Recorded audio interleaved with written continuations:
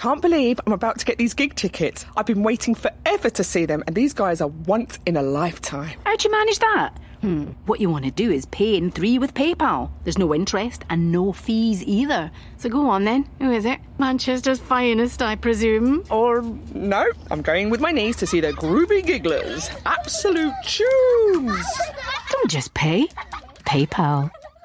PayPal UK Limited. Pay in 3 is unregulated. Consider if affordable. Subject to status. See terms. Oh, Jamie's got a new car. He only passed his test last week. Chloe and the kids on the school run in their new hybrid, and the Flemings from 23 off to see their daughter at uni. Get car and van insurance that's right up your street at parkerscompare.com. Created by the experts at Parkers, we're 100% independent and dedicated to helping you find the right insurance policy. Quick and easy, you could compare quotes in just 5 minutes from some of the UK's leading providers. For car insurance comparisons you can trust, visit parkerscompare.com. Authorised and regulated by the Financial Conduct Authority. See website for details. The Clyde One Super Scoreboard Podcast with Lookers Group. Thousands of vehicles offering exceptional value, ready to drive away. It's game day, and this is the home of Scottish football. It's Clyde One Super Scoreboard.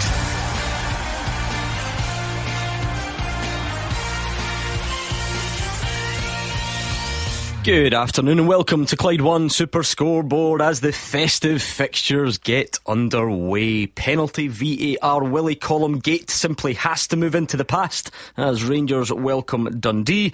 There was a bit more drama on that front at Fir Park last night as Motherwell and Kilmarnock drew.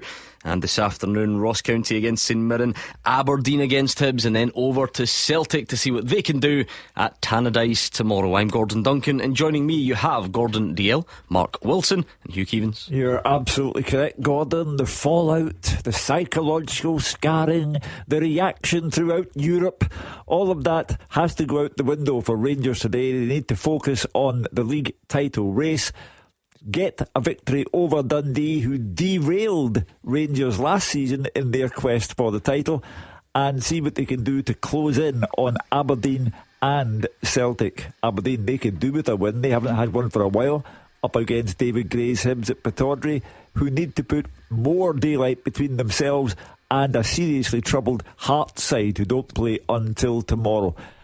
But the object of the exercise for Rangers, get the lead over Celtic reduced and put pressure on Celtic tomorrow at Tannadice. Simple as that. Yeah, important time of year. Fixtures come round really quickly, and some big games this afternoon, yeah, particularly for Aberdeen and Rangers. Rangers just need to get back to winning ways against a Dundee side who will probably make it difficult for them. But Hugh's right, Aberdeen haven't won since November the 9th against Dundee. They could really do by getting their season back on track. And up in the Highlands, can St Mirren continue their decent form? Good win last week. Can they get another 3 points this week? And in the Championship, big games all across it. A chance for Ayr to close the gap on Livy, and Thistle really could be doing with a win against Airdrie. Yeah, it's a good fixture card. We're looking forward to today, Gordon. We should get plenty of excitement, plenty of goals, hopefully plenty of action. And as Mark quite rightly says, if you even look down the leagues, there's a lot of good games there.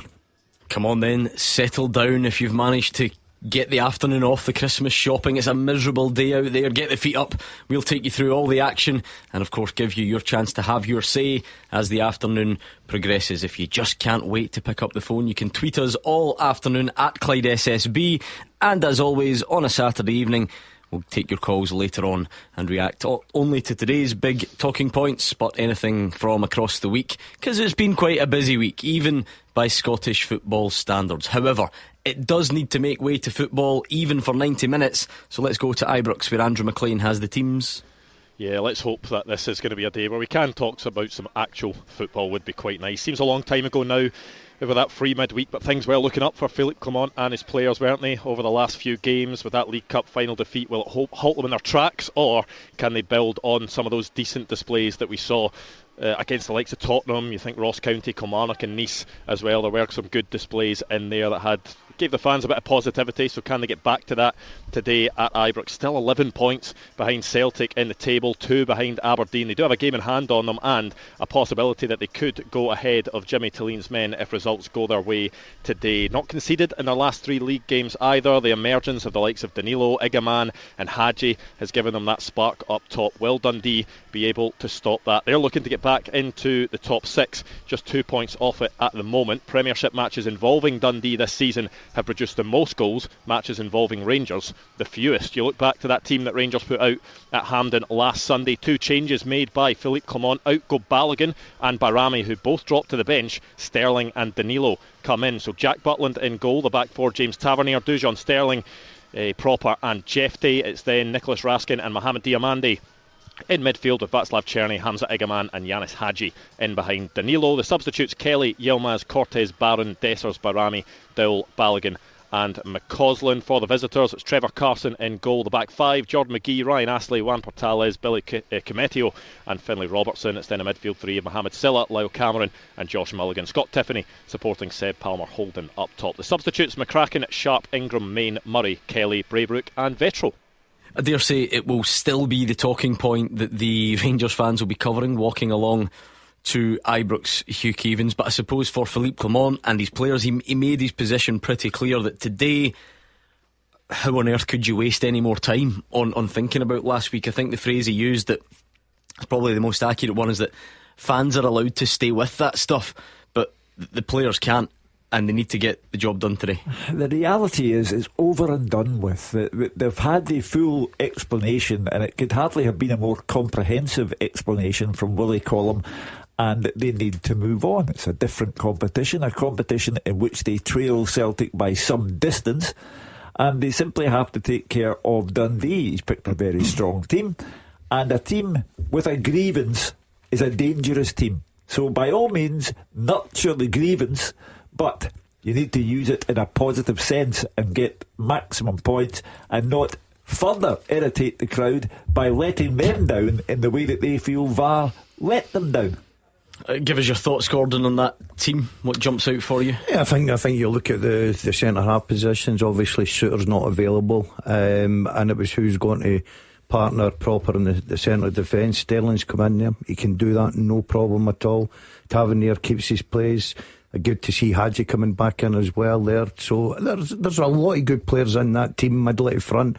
I think we'll get plenty of goals at Ibrox today. Any surprise that it's not Leon Balogun though who partners Robin Proper? I certainly do. I don't know what the situation is, whether he's maybe carrying a slight knock or just maybe not feeling great, because I like Balogun. I think he brings so much to it. I think he gives them the luxury of pushing up the pitch, because he's very pacey, and anything in behind he usually wins. He's very good in the air as well at set plays. So I don't know if it's maybe just a tweak somewhere. He's decided to go with Sterling, and I'm interested to see how they two do today. But looking at that team, looking at where Rangers have been the last few weeks, especially at home today against Dundee, you would imagine them getting 3 points. It's the front 4 that's the interesting one. I think that's what excites the Rangers fans. Ever since he's made those changes where Hadji's came back into the side and Igaman has been in either in a central role or off one of the sides, Rangers have looked much improved. And I think the Rangers fans will welcome Danilo being in the side. Thought he did well for his goal. Černý coming in his left foot, so it's another threat. But that creativity with Hadji and Igaman is what they'll need today against a Dundee side who will make it difficult for them. So I think it's a strong team, and with us, with the defensive side, it with Sterling just dropping in there, I don't think that'll be a problem. It's going forward, the Rangers fans want to see more of the same. Do you think it's a sign that Philippe Clement is now pretty clear about his plan and his options for games like this? Because this is the front 4 from the Kilmarnock game, it's the front 4 from the Ross County game. There's clearly then an acknowledgement that you probably can't go quite that way if you play Spurs or Celtic. But once you get a home game against Dundee, you go back to it. But it's what the Rangers fans have been crying out for all season, to sort of take the handbrake off. And do you really need that 2 defensive midfielders? Can you let your wide guys go and express himself? And it's been lacking for a lot of the season, but it's almost something clicked and Philippe Clement that he just thought, no, I'm going to go for it now, and it's certainly working. Hugh, the Rangers fans are starting to get I don't know if excited is the right word, but they feel like they're heading in the right direction. We mentioned that Kilmarnock, Ross County, Spurs was a very good performance which ended in a draw. Last week they pushed Celtic close, they still lost, but whether it's a combination of penalty grievance and the fact that it was close, they don't. Philippe Clement hasn't come out of that scarred. No. So how important is it for him that he keeps this going? Because you almost get the impression, the way we work in Glasgow and how knee-jerk we are, if today isn't a good one, a lot of that stuff will be undone in the eyes of supporters, it feels like. It will vanish. It will simply evaporate into the air, because the only thing that matters now is to see what can be done about a league title race that the Rangers fans gave up on at a very early stage in the season, but have now started to talk about once again. And I heard the expression used this week on Super Scoreboard, a Rangers fan coming on saying, I'm proud to be a Rangers supporter again. And that is a massive change in mindset, because at the start of the season they were saying that the team was a laughing stock, the manager was a laughing stock, they wanted him out. So Philippe Clement now has got to stop talking about what happened last Sunday. And he has overreacted, to my way of thinking. It's not the talk of Europe, nothing like it, but he's got to remain in the good books where the Ibrox fans are concerned, because if any points are dropped today, at 5 o'clock they'll be back on slamming the manager. And as for Dundee, Mark, I suppose are we just back to that traditional way of the teams like this in that portion of the league, they know they're going to have to go be bang at it and hope that the opposition are not quite there. Is that the gist of it? Pretty simple. You expect, or you want your players, your top players like Simon Murray and so on, to have been the top of their game today, and you hope that Rangers, are off it, the fans get on their back, and you manage to hold on for something. It's not been disrespectful, that's just the position Dundee find themselves in. Their season's been okay. I don't think it's been as good as last season at all. I think they've struggled at times, but they will come and make it difficult, and they do have that threat at the top end of the pitch. If they get a chance, you might put one away. OK, I'm sure plenty more to come in the discussion surrounding Rangers. Let's go to Aberdeen, because that is a huge game for both sides. Hibs the visitors to Pittodrie. Dave Galloway's the man. Yeah, Aberdeen in search of their first win in 6 games, Gordon, after that great start to the season that had everybody sitting up and taking notice. And Pittodrie will be almost packed to capacity to see this one, the last match here this year. Although the Dons still in second place, Rangers are breathing down their necks, just 2 points behind with a match in hand, as Andrew has recently alluded to. Jimmy Tilleen, well, he's had a couple of weeks to work with his players to try and put things right, and he has again said this week the team is on a journey. But yeah, they do need to start delivering wins once again. Hibs come here having shown at least some signs of a revival. They're off the foot of the Premiership and up to 9th place with 2 wins and a draw from their last 4 matches, including that thrilling 3-3 with Aberdeen in Edinburgh last month. Now, Gray saw that as a bit of a turning point in their campaign, and they'll take to the pitch today determined to build a bit of momentum. Looking at the teams, Aberdeen make no fewer than 4 changes. In come Devlin, McKenzie, Sockler and Keskinen. Out drop Milne, McGarry, Morris and Nisbet. So it's Ross Doohan in goals. Across the back, Nicky Devlin, Slobodan Rubezic, Gavin Malloy and Jack McKenzie. The sitting midfielders, Graham Shinnie and Sievert, Helton and Nielsen. Then it's Topi Keskinen, Leighton Clarkson and Jamie McGrath, with Esther Sockler the main man in attack. The subs, Ritchie, Polvara, Nisbet, Duke, McGarry, Palaversa, Morris, McDonald and Ambrose. Couple of changes for Hibs. Boyle and Campbell are in. Out drop Hoylett and Gale. So Jordan Smith in goals. A back 3 of Warren O'Hora, Rocky Bashiri and Jack Iredale. Midfield, Chris Cadden and Nectarios Triantis, Joe Newell and Nicky Cadden, with Josh Campbell playing off Martin Boyle and Ellie Ewan in attack. The substitutes for the Highbees: Bursic, Miller, Levitt, Amos, Hyuk Kyu, Obita, Mariah Welsh, Hoylett and Gale. Your match referee here at Pittodrie, Stephen McLean, and on VAR duties, Don Robertson. Gordon Dalziel, just quickly before we go, just a word or even a noise to react to the news that in that storm today, Roger Hannah is in Dingwall. Is that good enough? That'll cover it. Take it away, Roger. Was that Anton de Beek I heard in the background there, Gordon, giggling away? Because we've all seen this. I'll take Daz up in his dancing video later on. Anyway, Ross County versus St Mirren. It's 3 straight defeats for the Staggies, 11 goals conceded, Gordon. Don Cowie's side are now down in 10th place in the Premiership. They've got the worst goal difference in the league, and to make matters worse, they lost striker Alex Samuel for 3 months with a thigh tear. Add that to the fact that keeper Ross Laidlaw is still out after that injury picked up at Celtic Park recently, and they don't have their troubles to seek. On the plus side for Don Cowie, only the top 3 have managed to beat the Staggies in Dingwall here this season, and they will need to rely on home comforts if they're to survive in the top flight again.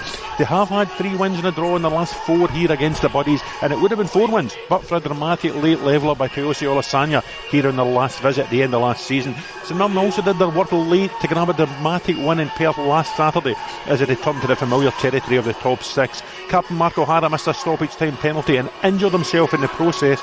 He misses out today. Roland Dugo, who came on, scored the retaken spot kick and secure a 3-2 win against St Johnstone. He comes into the side today. Alec Iacoviti is back in Dingwall, and he's been granted his wish of a tussle with his old pal Jordan White, and his impressive performance last week at Perth means Alec Gogic stands his pal, although he's back from a ban, is only on the bench. I'll give you the teams now. Gordon County, they make 3 changes from the side that lost 3-1 to Hibs at Easter Road last week. Michie Fetty and strikers Ronan Hale and Jordan White come in for Eli Campbell, James Brown and Alex Samuel, and there's a return to the bench for former St Mirren striker Eamon Brophy. So they go Jack Hamilton in goal. We think it's a back 3, Akil Wright, Scott Allardyce and Casper Lapata. Across the middle, Michie Fetty, Noah Chilvers, Connor Rando the skipper, Josh Nisbet and George Harman, and up top Hale and White. The subs Amisa, Leake and Laturi, Sheaf, Greaves and Denham, Telfer, Brophy and Reid. 2 changes for St Mirren from that win in Perth. Ocean Smith and Roland Idowu come in for the injured O'Hara and Conor McMenamin, and Olusanya and Declan John also drop out of Stephen Robinson's injury hit squad. So that means it's Hilary Balcom in goal. The back 3 is a stand-in skipper Marcus Fraser with Alec Iacoviti and Richard Taylor. Across the middle, Elvis Bromono, Killian Phillips, Ocean Smith and Scott Tanzer, with Roland Idowu and Greg Kelty either side of Mikael Mandron. On the bench, Urminski, Kenny and Penman, Gogic, Boyd Muntz and Adeniran, Scott Mooney and a younger. The ref is Ian Snedden, the VAR is Greg Aiken, and let's hope they have a quieter day than Chris Graham and David Dickinson had last night. Well, I think we might get to them, don't you worry about that. Actually, during the report there from Roger Hanna, not to say that Gordon Dale wasn't listening, but I used the opportunity, Roger, to show him, because he hadn't seen the video of himself dancing at the Christmas party that some unruly member of staff has uploaded to their Instagram, and he was aghast at his own, so you don't remember that, presumably? I don't remember that bit, no. And I've got to say I'm quite embarrassed about my performance. I think the comparison to Anton de Beek is way off the mark, and if Mr. de Beek's lawyers are listening, we anticipate your letter. It was funny, he looked genuinely stunned when I was showing him footage of himself. His face went red. I'd have thought he was the type of guy that had done a lot of things that he just regretted, and then you just brush over them. Dancing the least his worries. Yeah, I certainly do. Look, it's a Christmas party. You go to enjoy yourself. Let your hair down. You're a 62-year-old man. You know what I mean? Just go on with it. Make a fool of yourself. It was Thursday night. In the light of being 62, are you still... I'm still suffering. Feeling the effects of I feel about 72 as we speak. I'm still suffering after Thursday night. I can see that because your eyes are shut, but thanks for Roger Hanna's. Please drink responsibly and all that sort of stuff. Let's go to the Championship. A man who was there as well but had ducked out a long time before Gordon Dale's dancing. David Friel is watching Falkirk. Hamilton. I was fresh as a daisy, Gordon, ducked out early, as you said, up the road. Yeah, this is going to be a really interesting one. Huge game for Falkirk. The Championship's starting to get really, really interesting. Falkirk only 2 points ahead of Livingston at the top, and obviously try to bounce back from that 5-2 defeat at Ayr United last weekend. We'll go on to VAR and everything later. There's no doubt Luke Graham's controversial red card last weekend played a big part in that defeat. Falkirk leading 1-0 at the time. John McGlynn is convinced they would have won the game. They never coped at all, going down to 10 men. It was actually at John McGlynn's press conference this week, and he called David Dickinson's decision to send off Luke Graham a miscarriage of justice. It's probably a bit extreme. I think he took it a bit too far, John, but he was happy that they did win their appeal. Luke Graham is free to play today, and Falkirk are actually aiming to finish the calendar year unbeaten in the league at home. You have to go way back to April 2023 for the last time they lost a league game here.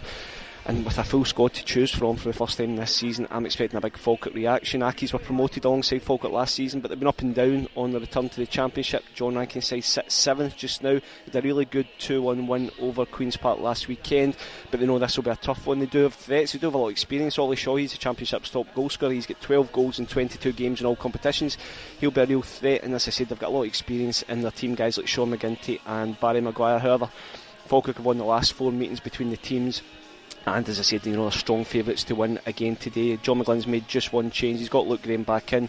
He's got Leon McCann in for Sean Mackey at left back. So Falkirk going to line up Nicky Hogarth in goals, Keelan Adams, Luke Graham, Liam Henderson and Leon McCann.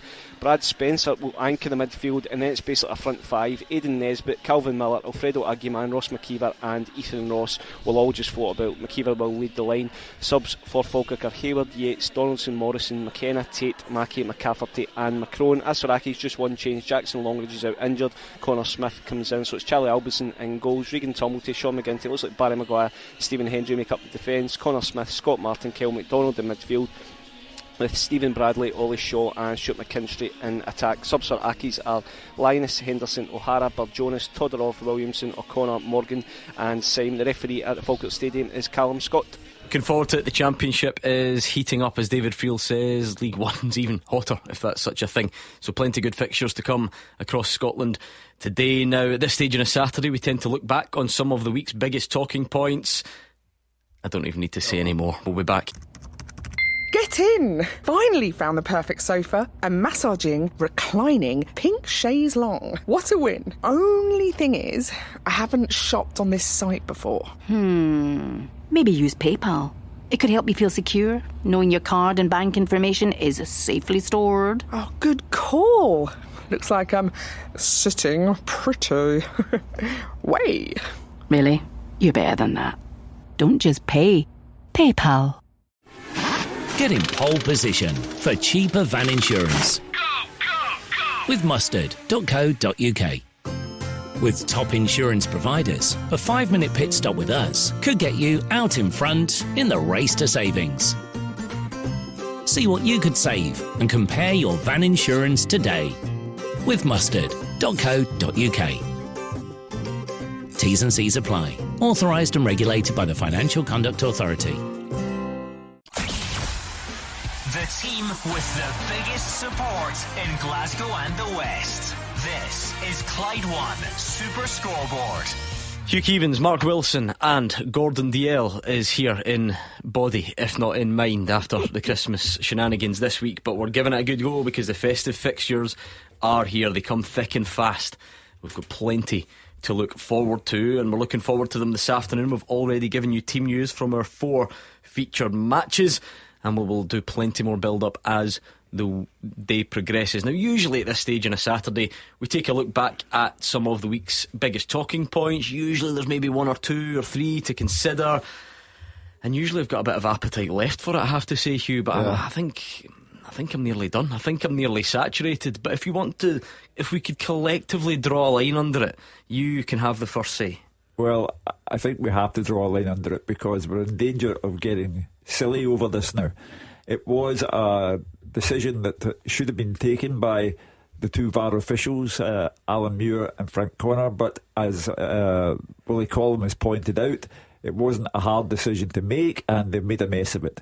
However, there's a bigger problem here, I think, because the general standard of refereeing. Last night we had another howler at Fir Park. We've got John McGlynn talking about miscarriages of justice. We've got a problem trying to bring up the standard of the referees and VAR officials that we have. However, with regard to the cup final, it's over and done with. And the one thing that comes back to me now, if Rangers got the penalty, they weren't awarded a goal, they should have been awarded a penalty. So you're presupposing in the first instance that they score from the penalty. You're also presupposing that's the last goal of the game. It's been made out to be that the non-award of the penalty took the cup out of Rangers' hands. That's supposition, because it was the award of a penalty, not a goal. So have to let it go and move on. Yeah, in terms of, like we said, trying to draw a line under it or trying to say something new on the matter, David Friel, we've not heard from you midweek. What have you made of the way this has played out then? I don't think we need to analyse the actual incident itself again, because we've done it about 900 times. But the way it's kind of played out and where we sit today. Yeah, look, it's been a textbook week in terms of just the timeline of events. To me, Gordon, the only one that can come out this whole thing with his head-held ties, Willie Collum, because I think he was so honest, so transparent, probably maybe too honest in terms of what he said about his own officials, but he pulled no punches. I thought he was really, really good in terms of how he explained it. Obviously throws up a lot of questions. I think it was used the phrase, not enough care and attention, and I think that is basically what that decision comes down to. But as you touched on there, Gordon, I think there's a bigger issue just now in terms of, for whatever reason, Scottish referees are going through a really, really bad time. We saw it last night. Actually dies in the Queen's Park Raith game last night as well, and I don't know if you've seen Raith's second goal, Aidan Connolly. I mean, the ball is clearly out of play, probably twice in the play on. Aidan Connolly after the game actually said, yeah, the ball was out. And that never gets spotted as well. Across the board, I think standards have to improve. Look, I'm hoping this is just a bad period of form like players and managers have as well, but I think Willie Collum's got a real problem just now in terms of his referees are hanging him out to dry. Yeah, I know this might not be popular, Roger, with fans who are interested in the Championship last night, but I still feel like I can forgive or understand that at speed, with one set of eyes, somebody thinks a ball's in when it's not, or thinks it's out when it's in, and all that sort of stuff. I think that is inevitable. It just feels like last night at Fir Park must be the worst timing for Willie Collum, because it is completely different, entirely different from the cup final, but it just comes so soon. And I know every team feels aggrieved at mistakes that have gone against them, and they should and will keep doing that forever. But that Dan Casey red card probably goes into that bracket, doesn't it? I've seen people talking about like the worst decision they've seen all year or whatever. It probably stands above some of the other mistakes we've seen. Yeah, the Stuart Kettlewell say it was in his top 3 of all time, I think, last night. Listen, I know the point you make about the Championship, and last night the Aidan Connolly goal, taken in isolation, I would agree with you, but it's a sort of drip effect at the minute with referees and VAR officials and linesmen at Hampden. I do feel sorry for Willie Collum, who's trying to do the job to the best of his ability and is being desperately let down by his men in the field. The decision from Chris Graham last night is staggering. Now, when he flashes the red card, everyone in the country thinks, well, he's going to go to the screen here and he's going to reverse the decision, and it's fair enough. He's clearly not had a proper look at it. To then be directed to that pitch side monitor by the VAR, David Dickinson, and to actually double down on his original decision is breathtaking. The Kilmarnock bench told the Motherwell bench, never a red card.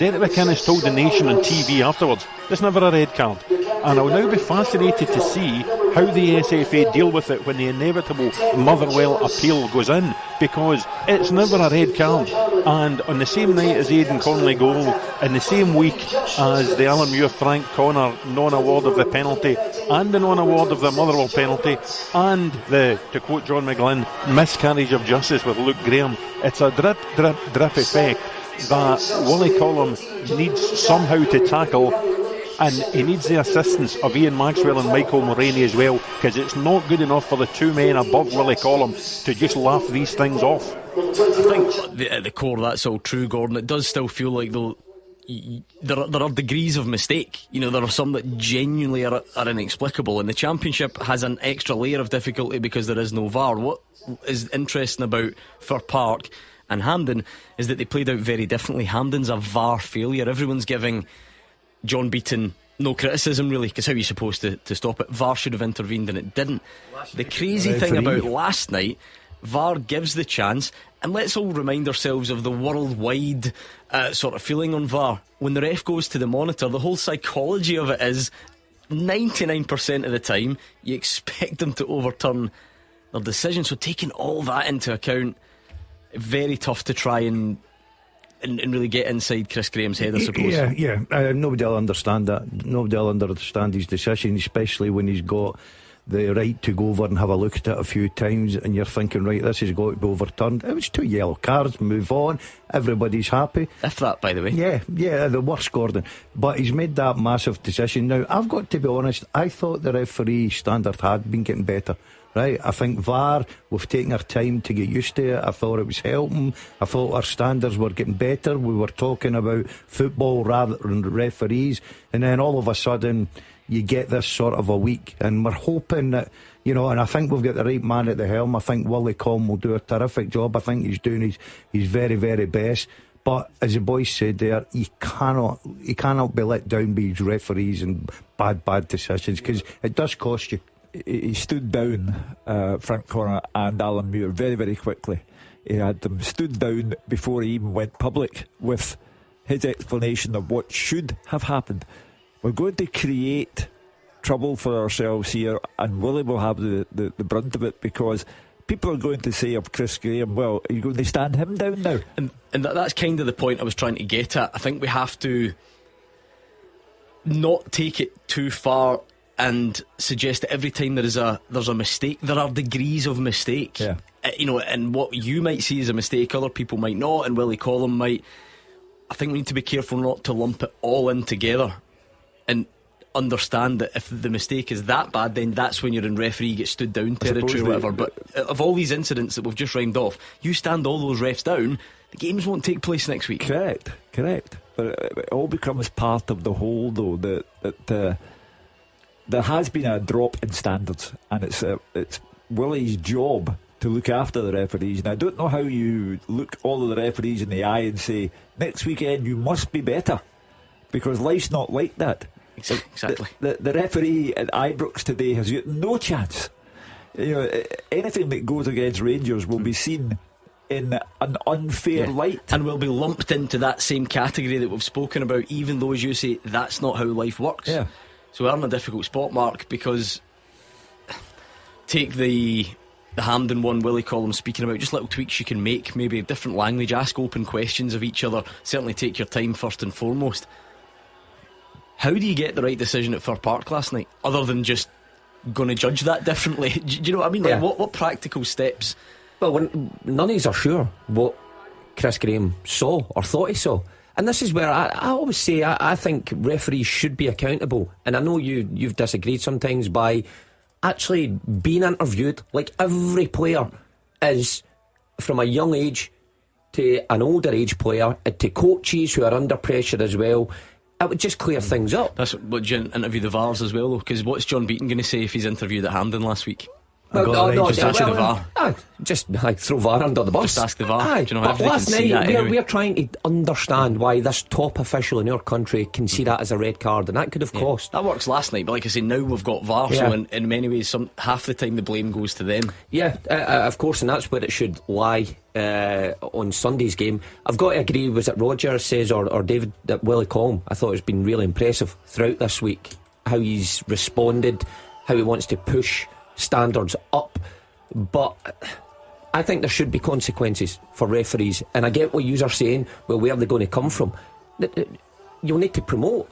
Surely these referees have got to have genuine competition. It just can't be like a boys' club where they go from one mistake to the next. The alternative is, you imagine, if you think this group is bad currently, you want them replaced by even less experienced. That could be. You'll know. Yeah, I've been in those leagues. You speak to people in the Lowland League and in League Two and ask if they think there are a crop of referees they are ready to go and take Premiership games, and you'll only hear one answer. Possibly, but so what? We just stuck with this group? No, like I said though, it becomes about doing it at the right time. Once the mistakes become either too often or a particularly severe level, but as Hugh says, this weekend, get your heads around it. There will be mistakes made this afternoon, and every time a mistake's made, you can't stand down a referee. We need to find the sort of the really bad ones, essentially. We're not far away from someone suggesting that VAR has in fact turned out to be a waste of time. I think lots and of money. people suggest that. They're unhappy with it. It's going to be a difficult second half of the season for Willie Collum and all of the officials, because we've now had penalty gate at Hampden, and we are in a position where people are not letting it go.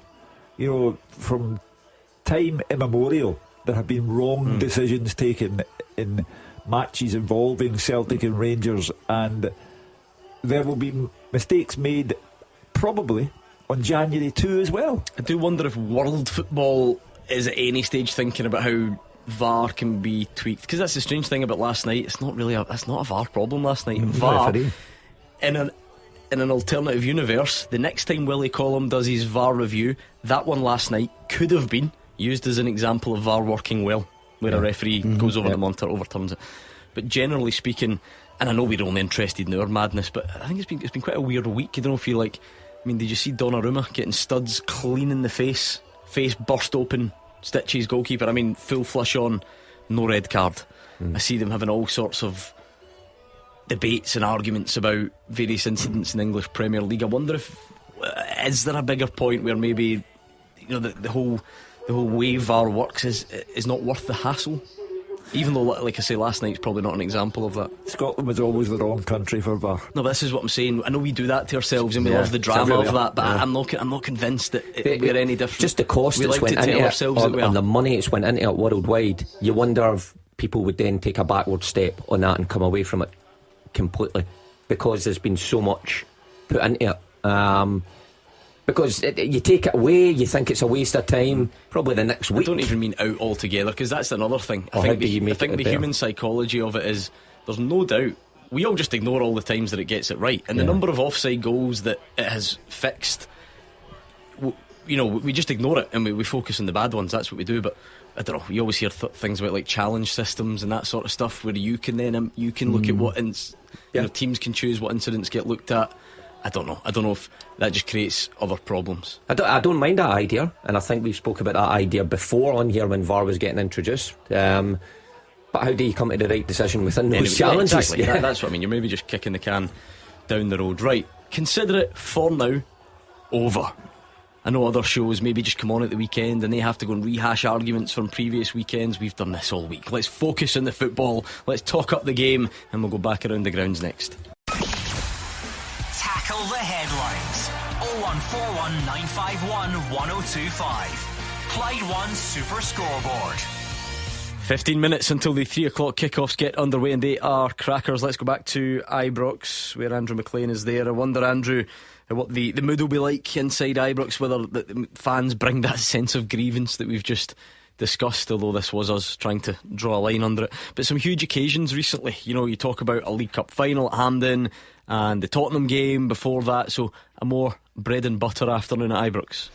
Yeah, more bread and butter, but I think it's maybe the type of fixture that Rangers fans will be more excited for than they would have been 2 or 3 months ago. When you look at the results domestically before that Celtic game, even against the likes of Kilmarnock, against the likes of Ross County, there were those real signs of positivity that things were going in the right direction. So I think Rangers fans will be turning up to Ibrox a lot more positive than they would be in previous times. Certainly it's still taking a bit of time to fill up here today. That might be something to do with the weather. The wind is swirling around inside Ibrox, but the main thing that these supporters will be looking for is just that reaction to the League Cup final. I think a lot of the fans will be happy, you know, in the main with what they saw from their team. The fact that they were competitive against Celtic, ran them so close. Of course, not winning is the main thing, but they need to show, the players need to show that they've not been affected by that League Cup final defeat. It's about trying to get back to what they were doing just before that against Tottenham, against Nice, in those domestic games that I was talking about, because Rangers weren't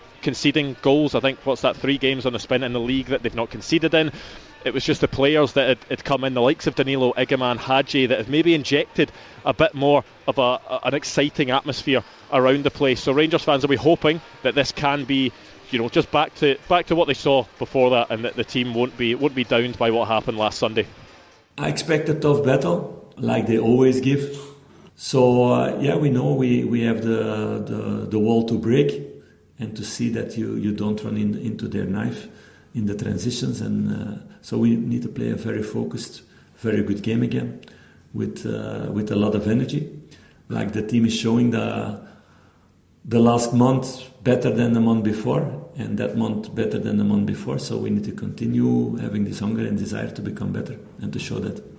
Looking forward to it, Rangers taking on Dundee. How bad are the conditions, Andrew? Because I do always think that's the thing, that when you're actually there and you realise the impact it has on the football match, but maybe from the outside you overlook these things and believe that people are using it as an excuse. Yeah, I was just saying to someone on the gantry there that you kind of fear for whether it will affect the quality of football today, because we just saw moments ago an advertising board that's around the pitch actually was blown forward by the wind. A pretty heavy bit of kit was blown forward by the wind. In front of us, there's a lot of celebrations today because it's the 125th anniversary of Ibrox, so there's a few different things going on. There are a lot of young fans that are standing pitch side, they're waving flags, and a lot of them are doing well to be able to even hold on to the flags and not have them fly off into the sky, because it really is, swirling about. There was some rain on earlier, it's cleared up now, the skies are a bit more blue than they were, but you do wonder what sort of effect it will have in the game, because the wind is very, very strong. A slightly new era at Rangers, of course, Andrew, as well. This will be the first game since Patrick Stewart took over as chief executive, running the day-to-day operations of the club. Yeah, he is here at Ibrox today. It's his first match day, of course, and Fraser Thornton, the new chairman, as well. And yeah, look, it's been a hectic week. I'm sure that the two of them will be quite glad just to be able to get along to a game of football after a week of what will have been talks and discussions, a lot of those with the Scottish FA, talking with people internally, externally about a lot of issues that are going on. But they'll want to get along here, they'll want to sense, get a sense for what the fans are feeling. They'll want to see up close the team that they're walking into, and they'll want to hope that they can kick things off with a bit of positivity after what's been a real roller coaster week for everyone connected with the club. Let's go to Pittodrie. Dave Galloway, what's the local feeling? You're the man with the finger on the pulse there, because as that old cliche, if you want to call it that, or comparison goes, I think Aberdeen fans would have taken this position at the start of the season, but obviously with it starting so well and then tailing off, what's the feeling? Yeah, there is a realism amongst the Aberdeen support. There have been a few grumbles about the recent run, about the recent results, but I think the vast majority of fans, certainly that I've spoken to, and I've seen a lot of reaction on social media, it's a case of, in Jimmy we trust.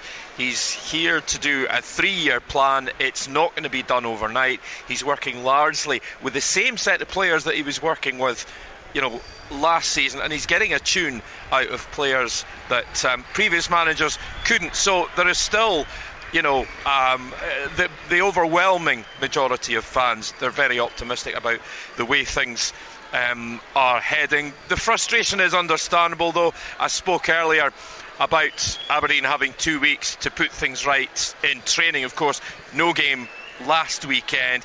There is a feeling in the home camp that there have been chaotic endings to matches when the Dons have scored late on, like the 3-3 draw between these two sides at Easter Road not so many weeks ago. The concentration appears to wander sometimes, so it'll be interesting to see if that has been sorted, if that has been ironed out. Hibs, on the other hand, they've looked more of an attacking threat of late, haven't they? But some of their football has also looked a bit chaotic. Could composure prove crucial in deciding the outcome today? Certainly, hopefully we'll get a lot of goals. The previous 3 meetings between Aberdeen and Hibs have produced 14, so it'll be nice if we get served up another goal fest to keep us warm and entertained. Hibs' situation's incredible. It was under a month ago they had gone winless in 7. They then went to Dens, lost 4-1, and since then, draw with Aberdeen, win at Fir Park, good performance at Celtic Park, and then a win against Ross County. So looking very different from a Hibs perspective, and the other side of the capital having the difficulties at the moment with a derby just around the corner as well. What is not to like? Roger Hannah, this is a battle of Ross County and St Mirren, where I suppose you can look at the differing approaches with regards to Ross County being very good at home and St Mirren perhaps struggling a bit more on the road. Is there a feeling that if Ross County are going to stay in this league, it is the home games like this that will do the business for them? Oh, without doubt, Gordon. I mean, as we said at the top of the show, only 3 teams to beat them here this season are the top 3, Celtic, Aberdeen and Rangers. They're strong here. Don Cowie wants to make it a fortress, and if they're going to stay up, this is the kind of game that they are going to have to win, because their away form is miserable. I don't think they've won in the top flight away from home in 14 months. They suffered another big defeat at Hibs last week, as you touched upon, so they need points here. But the points are just as priceless for St Mirren. You mentioned in respect to Hibernian there how quickly things turn round, but if St Mirren were to win today and Dundee lost at Ibrox, St Mirren have suddenly got a 5-point cushion in that top 6, and all those early season struggles when they were in Europe, etc, and they had injuries, all of that will be long forgotten, and it will be a very, very good Christmas for Stephen Robinson and these players if they can break a 5-game winless run here in Dingwall. In our featured championship game, Falkirk Hamilton, it's too early, I think, Dave. The table's too tight for this to be a decisive day. But if you're Falkirk, are you hoping that Livy and Ayr below you draw with each other perhaps, and there's a real chance for you to increase your lead at the top? It's certainly, I don't know if it's decisive as you say, Gordon, but it's certainly big. John McGlynn, as well as his miscarriage of justice chat the other day, he was also talking about his targets basically for the season, being pretty open about his point targets, and this is the final game of the second quarter for Falkirk. He wants 20 points per quarter. They're on 38 just now, so if I win today, he was basically saying this will take us to 41. He says if you look at the championship in history, that's really, really good form. If Falkirk can continue that, they'll win this league by a mile. So yeah, he's very focused on himself. Of course he's looking at other results, and I wouldn't say Falkirk have had a blip. They have lost a couple of games, Ayr and Livy, in the last few weeks, but you just look at the home record, you just look at the attackers they've got in their team. They're the top goal scorers in the division, and no wonder when you see, John McGlynn, as I said, he's going all Ozzy Ardiles at Spurs. He's just playing Brad Spencer and everybody else just going attack. So look, I think they'll win this game today. I think they'll come out with a point to prove after what happened at Ayr. And if Falkirk keep going, I can't see anybody else winning this title, to be fair. Let's go back to Ibrox, because there's a bit of late drama before the game, and it involves personnel. Andrew McLean is going to bring us right up to speed. Yeah, still trying to find a bit more information on this, but just been informed that Jack Butland no longer starting for Rangers. It's going to be Liam Kelly that starts in goal today. You've just got to assume that it must have been something that Jack Butland has picked up in the warm-up. We'll find out either as the game goes on, or hear from Philip Clement after the game on that. But a change of goal and an interesting one. Liam Kelly, that we've barely seen since he joined Rangers in the summer, really hasn't been given much of a chance. Jack Butland, who maybe hasn't been the stalwart in goal that he was last season. Maybe some of his performances have been called into question at times this season when they weren't last season, but he's not going to be available for this game. It's going to be Liam Kelly between the sticks.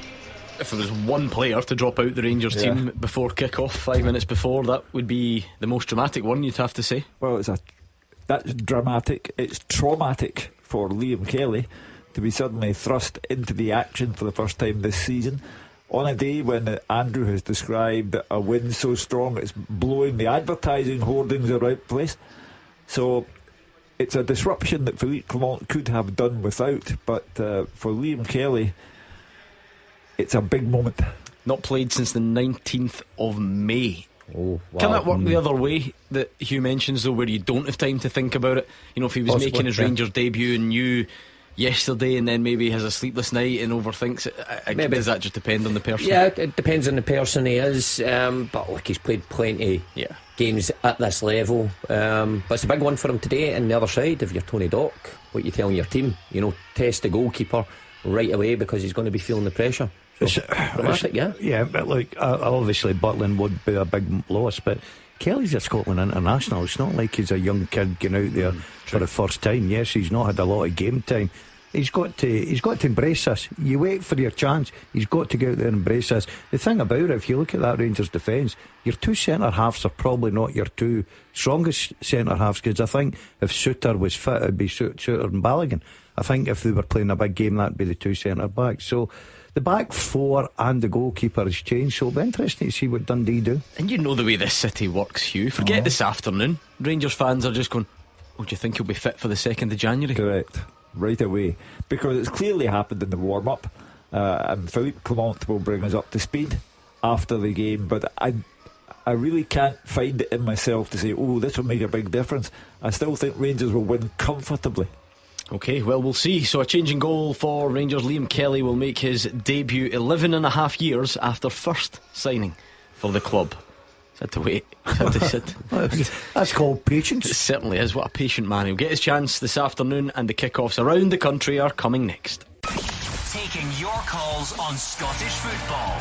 0141 951 1025. This is Clyde One Super Scoreboard. Hugh Keevins, Mark Wilson and Gordon Dalziel are here. We've got big games up and down the country, up and down the divisions. Of course, a lot of focus on the game at Ibrox with Rangers taking on Dundee. A quick reminder of that last breaking news we brought you is that Jack Butland appears to have been injured in the warm-up and Liam Kelly makes his Rangers debut. You have 3 Premiership matches. You have 1 Championship match in our featured list. So what does the Saturday ACCA look like? Let's see if we can get some joy before Christmas. Rangers comfortable winners over Dundee. Aberdeen only 1 defeat at Pittodrie so far this season, and Hibs only 1 win on the road so far this season. So for me, Aberdeen to continue their good record at home, and St Mirren to win away at Ross County, with Falkirk winners at the Falkirk Stadium against Hamilton. I've got exactly the same as you. Aberdeen home win, Rangers home win, St Mirren away win. I'll get one change. I'll go Ross County, St Mirren draw. Clyde One Super Scoreboard. Goal flashes. With M&D Green Pharmacy. Planning your holiday? Get essential health advice and medication before you travel. So there we are up and running. I love this time of year. The games come every couple of days, which means the talking points, the drama is swirling around. You've got your Christmas dinner and your Christmas presents to look forward to after this round of fixtures, and then we will get straight back to it on Boxing Day before New Year, and then you know what, into January as well. Derby Day in a few different cities across the country. So let's strap ourselves in for this afternoon. The guys have made their predictions. They will probably be wrong, and you can stay in touch all afternoon on Twitter at Clyde SSB. Later on, as is tradition here, I'll give you the nod and you can phone us to let us know what you've made of today's action. Of course, Celtic still have to respond as well tomorrow to whatever happens today. They go to Tannadice, but for the meantime we're up and running with our 3 featured matches and our championship game as well. It should be a brilliant period coming up. Yeah, absolutely. But it starts with 1 or 2 imperatives. It is imperative that Rangers win today and do not concede further ground to Celtic. It's imperative that Aberdeen win today, I think, because on the day when they are overtaken by Rangers, it's reset time for the Aberdeen fans and Jimmy Teelan. And it's imperative that Ross County end the sequence of defeats, or they're going to be right into this relegation battle. But I don't think they can against St Mirren. It's quite often the period, this 2-week period, that defines your season, where you end up. And obviously Celtic are flying out in top at the minute, but for Rangers, for Aberdeen, for the Hibs and Hearts at the bottom end of the tables, Hibs can actually move up level with Kilmarnock with a win today. It quite often puts you where you probably finish at the end of the season. So that's why the Christmas and New Year period is so important for teams. Utilise your squad. This is where players start picking up wee injuries and a wee bit of fatigue sets in, and you can rotate if you've got a big enough squad. Interesting to hear Brendan Rodgers speak about a midweek meeting in Dublin with Dermot Desmond in the company of Michael Nicholson, the chief exec, and Chris Mackay, finance director, because clearly there's another wave of spending coming up, I think, from Celtic, and it's a real chastening thought for all at Ibrox and elsewhere. Rangers fans already wasting no time greeting the SFA with some songs from the stands, just wishing them a happy Christmas. Yeah, Merry Christmas to all at the SFA. I think it was something along those lines. Yeah, you're just talking there, Hugh, about... Can I just interrupt you? Sorry for some... I think you will enjoy this because it involves a former club of yours. I've just stared at this for about a minute there, refreshed it, checked the date, just making sure I've got the picture clear in my head because I'm that surprised. Neil Collins is now no longer the Raith Rovers manager. What? As in the guy that was just appointed Raith Rovers manager is now not the Raith Rovers manager. What is he? So they've issued a statement to say can't have sacked him, he won last night. Sacramento Republic, no offence, right, but I'd be choosing California over Kirkcaldy, have activated the financial release clause in Neil Collins' contract, and as a result he will depart the club with immediate effect. That's incredible. Incredible. One weekend with you. That was that weekend you had with him a couple of weeks ago. He's away. He I need to leave the thought to country. himself, I'm getting out of here. I'm not going to hang about and see this guy coming back. What's up he been and there for? around. 6 weeks? 8 weeks? No, a wee bit longer than that maybe. Start of September. Because it took so long to actually appoint him. That's a strange one. 3.5 months. What clause is this? Well, that's just Santa to say Claus. that if a club comes and I'm plucking this figure out of absolutely nowhere, but if a club pays 75 grand, then he goes. That's it. That's the clause in his contract. So you might say they could have protected themselves a bit better than that. It'd be interesting to see what he's done in that period for Raith Rovers. That who is it? Sacramento. Whoever that's our man. Republic. Well, he's been over in He's America, been over hasn't there. That's a strange one, odd one, but a good job up for grabs. Then. Well, he leaves with a good This could victory. come on, it is about time. This could be your return to the Oh, dugout. big return. No, Get the Puma Kings looked out, the baggy trackies, Baggy trackies. those big Umbro canvas training jumpers with the collar. The collar. This the is rugby your shirt. time. I like This the is your rugby time shirt. to shine. Yeah. Whatever you think of him. At least on an interim basis, though. Surely the Dazzler. He couldn't do any worse because Raith are bang average. They're mid-table, not going to be affected by relegation concerns, and certainly not going to be involved in the promotion. You don't think promotion so? race. You don't think they can get Oh, up to fourth? Yeah, it's tight enough, isn't it? Yeah. They're only 4 points behind. What a 5 season, points. though. What a Sorry. season. Bin Ian Murray after one game. league game. Take a month to get the next guy in, and he leaves before Christmas. Strange Sad. club. That's the way Hearts are going. That is incredible. Yeah. It is, isn't it? I was shocked by that news there, but obviously you can understand it. It'll be interesting to see who they get in. Get your name in. We'll do it for you. We'll talk you up. No, thank you. I've had my time in Kirkcaldy. Kirkcaldy's had its time with you. Yes, yeah. I think more crucially. I think that's probably right. A few skeletons. Oh, I couldn't get back up there. Anyway, a bit of breaking news for you on a Saturday afternoon. We've been spoiled rotten. We had Jack Butland injured just before kick-off, Liam Kelly taking his place, and then Raith Rovers announcing that they are looking for a new manager already. Sliding challenge on Diamandi in the box. Fans got a bit excited. He's not claiming too much. That is what we need at Rangers. Just a bit of penalty drama, nice and early on. Was his shirt inside? Just to get everyone going.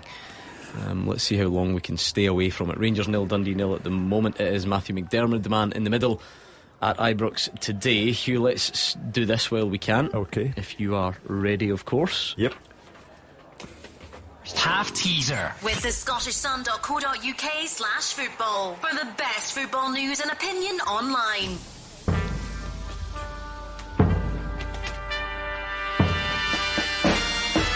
So, in the spirit of Christmas, since 2011, 6 players have played for Scotland who have Chris in their name. It can be their Christian name, it can be their surname, it can be part of their Christian name, it can be part of their surname, but Chris, C-H-R-I-S, is in the name of 6 players who have played for Scotland since 2011. Who are they? Go. Let's do it. At Clyde SSB, it is a race. You need one tweet with all the correct answers and quicker than everyone else. That's how you win. But don't get me wrong, we want as many of you to take part as possible. So if you even want to throw a name or two in there, you can absolutely do that as well. Players that have played for Scotland's men's team since 2011, and they've just got Chris somewhere in their name. They don't need to be Scottish. Is that what you said? Well, it's going to be tough to play for Scotland if they're not Scottish. Yeah, but do you know what I'm thinking What here? about this one? The centre forward one. If he played for Scotland, that's fine. Yeah. What on earth? Having that one? Yeah. That's a belter, isn't it? The bottom one. I'll decide. Lovely. Yeah. He's got the question. Good working. Okay, we'll get back to at Clyde SSB. Actually, I was originally thinking, right, he's probably never lived in Scotland. That doesn't matter. It doesn't matter where you What's his reside. address? Yeah, postcode. That was a cracker. Yeah, I'm looking forward to seeing the answers on this. So at Clyde SSB, fire us some tweets, let us know what you're thinking. Some early goals down south. Newcastle led Ipswich within the first minute.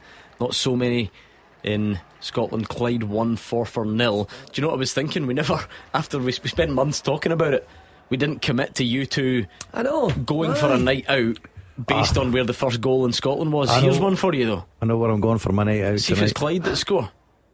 Yeah. Where are you going? Here, upstairs. This counts as Clyde. No, but like No, they but play in they- Hamilton. They used to play in Cumbernauld. Oh, go to Hamilton. I'm not going out again.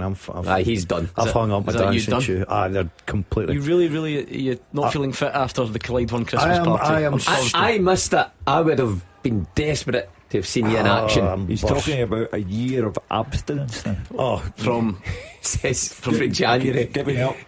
Giving up what? Drinking. Oh, all right, that For a okay. year. that'd be- Yeah. He'd managed that maybe. It's got it's big changes. Really next year. catching up with you. I'm too old for it. I just can't handle it. What are you feeling right now? Oh mate, you're no idea. Just tired. Please drink responsibly. I can't stress that enough. What I would say just is, looking at that clock. what I would say is that we are used to your ways, but I enjoyed watching Marvin Bartley watching you the other night. If you know what I mean. had a good laugh. Just Marv to see- taking aback, was he? Oh, that Like some of the antics. certainly was. Yeah, Magnificent. that would be a fair way of You're always good form in Christmas nights out. a fair way of describing it. I don't think you offended as many people this year, As I normally do. so I think that's a win. I like when you offend people. Yeah, And you don't realise you're doing it. No, I don't think. I think you were. Do you know something? That's very true, right? Yeah. Because I think they're just got to take it the same way as I'm giving Yeah. it out. No. Some No. people don't see the funny side I don't think- of maybe saying, look, You've put on a few you're pounds. looking like a wee turkey there. I could be wrong, but I think you. People don't like that. It's funny that, isn't it? I don't think you offended anyone. I think Oh, you're thank good. you. I think you're fine. I've got your back. Don't you worry. Rangers 0, Dundee 0. Just over 9 minutes gone there. Liam Kelly has not had much to do other than a couple of kicks from back, which of course I know it's clearly Jack Butland's jersey, but it's going to be interesting to see, Mark, because if Liam Kelly has one strength that's supposed to be really stand out, is he's kicking. Generally speaking, if you're Rangers and you're at home to Dundee, it might actually be more about what you do with the ball at your feet rather than the saves that you make. Perhaps he might not have a lot of action in and around his box, but he'll be an option to certainly start the play. And it's something that I think the other side of the city, Schmeichel's certainly improved Celtic's backline with. It's something that Rangers have maybe been missing, so he can add to that. But there's no doubt, like, if Butland is anywhere near fit, he will play come January 2nd. Sure. Even if Liam Kelly has an absolute worldie today, it's just unfortunate position goalkeepers are in. Amazing how important it's become in the game. What goalkeepers can do with their feet. Fraser Forster midweek for Spurs sold 2 goals because of dithering with the ball at his feet. I heard a whisper. I don't know how true this is, and it's not a hugely serious point. Philippe Clement can contradict it if he wants.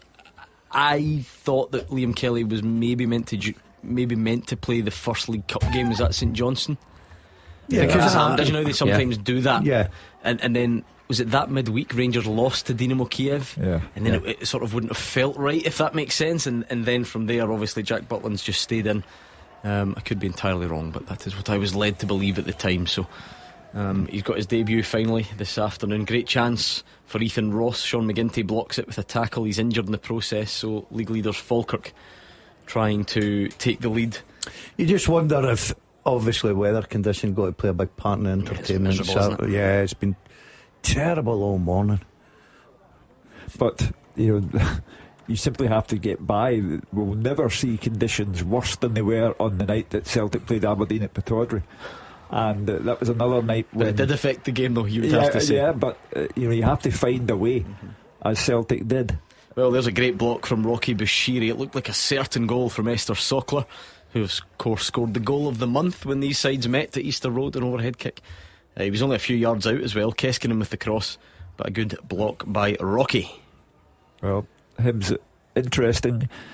What's happening at Hearts? If Hibs could get a win today, they'd take a 5-point lead over Hearts, and that puts them under real pressure tomorrow going into the game. I want to know what's going on with you and Hearts. Yeah. Because you famously are hopeless at predicting pretty much everything. Yep.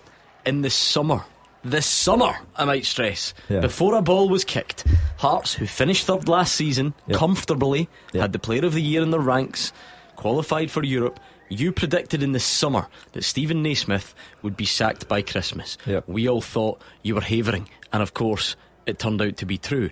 Then, weeks ago, you were expressing your concerns about Neil Critchley, and again I thought, Hugh, give it a rest. You're going in far too early, and you might even be right again. What is the connection with you and the psychology of Tynecastle? I'm not too sure, because you say I can't get anything else right, but I'll make this prediction: Neil Critchley won't see out the season. Oh, he's gone. Oh, he's gone in. It's a bit much. He's gone in. Okay. Not even had the chance to sign any players yet, though. I take it. By the way, I know what you're going to say, and I wouldn't dream of defending the results recently.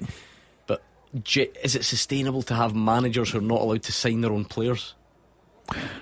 I question the mechanics of bringing him to the club in the first place. His background tells you that he's unsuccessful in management. Algorithms, Hugh. It's all about algorithms. Figure this one out. Goal flashes with M&D Green Pharmacy. Well, Hearts fans might be celebrating in a roundabout way, because Hibs are behind. Aberdeen 1, Hibs 0, and it is Tope Keskinen on 14 minutes. It was a great run down the left. He cut inside, he found the bottom corner. He might have the worst tattoo in Scottish football, but he has scored for Aberdeen. I think his tattoo. Oh, how can you? We Wayne spoke Rooney. about this. Wayne Rooney with a fishing rod. Oh, so is. He's a flying machine, the boy. I think he's been impressive since Fly fishing. Fly fishing, yeah, very good. But it's important for Jimmy Thielen, because, as I say, when or if the day comes when Rangers leapfrog Aberdeen, then the reset button is pressed and people review what Jimmy Thielen has done. Came in on a wave of optimism. He was the new big thing, and then it all started to go wrong. And it included a 6-0 defeat to Celtic in the semi-final of the Premier Sports Cup. So he needs to maintain his position in second place in the league table, or right now, I know what you're saying, Hugh. There was something like 2 out of 15 points, but right now they're winning the game. You would, if you're Aberdeen, you're biting your hand off that for sitting in second just now. Of course, I don't think they'll eventually finish there. I think obviously they will not split the big two, but I just think he's doing a terrific job, and he's one of these managers that, he's the kind of manager I trust going into the transfer market and spending your money, because I think he's got a real eye for a player. Well, listen, if last month's meeting of these sides is anything to go by, there's a lot of mileage left, so we'll leave room for more drama. But it is Aberdeen who take the lead through Tope Keskinen, so it's Aberdeen 1, Hibs 0. It is our first and only goal in the Scottish Premiership this afternoon. Nothing between Ross County and St Mirren, and maybe more interestingly for the majority of you listening, Rangers Dundee, with no real talking points as yet, Gordon. It's extremely early. We're not going to go all Hugh Keevins and slag Rangers because they've not scored inside 15 minutes, but not a particularly fast start, you wouldn't say. No, and that's where a manager comes under a little bit of pressure. I think since, for instance, the Thursday night game against Spurs, they were excellent football. I think at times they played some real good football against Celtic at Hampden as well, Gordon. So you're starting to see the shape of the team coming together, and I'm sure everybody along Ibrox this afternoon is looking for that, the win first and foremost, but a bit of entertainment, especially on a cold windy day at Ibrox. You're looking for a spark, you're looking for the players to get you off your feet and get you excited. So it's up to Rangers to go and do that. And a commemorative strip being worn today, isn't it, for the anniversary of Ibrox, so the strip to match as well. Wonder how many times you've been to Ibrox in your working career, Hughie. I don't know if such documentation exists, but there you go. Over the 125 years you've been alive for most of them. I remember the first time. Which was? I thought went to Ibrox. I don't know why I remember it, but it was Rangers 3, Ayr United 0. That was my first working day as a journalist. So what sort of year are we talking there? 1970. Right. Can you remember anything else about the game? Who scored? I think Cutty Young might have scored. Cutty Young was brilliant. I loved Cutty Young. I grew up wanting to be Cutty Young down the left wing. 17th of January. Cutty Young, yeah. 17th of January 1970. That was my. I started on the 5th of January. Well, there you go. No, 1970. Colin Steen, John Gregg, and Ian McDonald. Was Cutty Young on the other side? Was that before he joined Rangers? Bear with me while my research catches up. Oh, there you are. I don't know why I remember it. Yeah, would that be? Well, there is a number 7 Young for Ayr. Yeah, would that be Quinton Cutty Young? Yeah, and he eventually signed for Rangers. So when you're a kid, when you're young, and I was young once. Hold that thought, please. So was Cutty. Goal flashes with M&D Green Pharmacy. Told you, good games when these sides meet. Hibs have equalised, and it's Marvin Bartley's pal, Ellie Ewan. Hope he did some keepy-uppies to celebrate. It's Aberdeen 1, Hibs 1, Ellie Ewan with the goal. In fact, it was that night, was it not? That was the night that it really escalated. Was that? Was that against Dundee? No, that's when it started. But is this not when he got did he get man of the match then? Yeah. And he posed with a old picture of a man of the match trophy and sent it to Marvin, etc. Put Marvin in his place. There you go. Well, David Gray, all of a sudden, it's not exactly a transformation. They haven't turned the corner completely, but now they're not as bad as they were initially when David Gray took over. Yeah, Martin Boyle setting it up and a tap in the end. I'm impressed you remember the first time you went to Ibrox, 1970. Jerry Neef in goal. Jerry Neef. Kai Johansson, Willie Matheson, John Gregg, Ronnie McKinnon, Dave Smith, Willie Henderson, Andy Penman, Colin Steen, Alec and Ian McDonald. Yeah, Willie Henderson was quite the character. I always liked Willie. Yeah, see, I'm 20 years old then, and I've started in this profession. And you go to Ibrox and you go to the press box on top of the stand as it was then, and then you go to Celtic Park and you have to hand in a letter. Now, this is... today, all manner of press freedoms, etc., etc. But you had to hand in a letter to a concierge at the door to ask for permission to come in after the game to talk to Jock Stein. Right. Yeah, you had to hand in a letter. And then, of course, Jock Stein came out, and I say 20 years old, and Jock Stein was an icon. He was 2 years earlier he'd won the European Cup. So it was just the thrill of a lifetime. And I was the manager of Rangers, isn't it? It'd be in 1970. Willie Waddle, yeah. I made the mistake of two real figures of football. I made the mistake. I used to have you used to have to walk by Willie Waddle on the team bus. Oh, you just prayed he didn't look at you. I made the mistake of referring to him by his first name, and he looked at me and said, "Did you go to school with me?" And he walked away. And he said, the older guys told me, don't refer to him as Willie, Mr. Waddle, do you? Mr. Waddle, Mr. Days, a bit of respect. I'm impressed with you because I actually don't remember. I would have gone in the away end, a few Motherwell hidings probably. I actually don't know if I do remember the first game I worked there. Do you remember the first game you played? Of football? Yeah. Gordon Judge, can I just break this to you? Everybody remembers the first game they played, apart from you. That's not a difficult your professional question. Debut? I wouldn't know who that was. No. You're joking. I think we've covered this before. No, I wouldn't have a clue. It was against Forest Mechanics for Dundee United in the Scottish Cup. Do you win?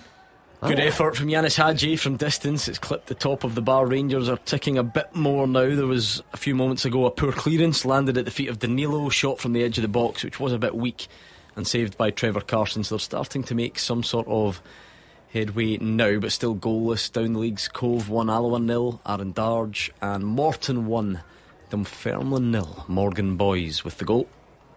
It's a big day for your derby today. Is Airdrie eventually going to get a win? They've been struggling all season, haven't they? 6 points all season.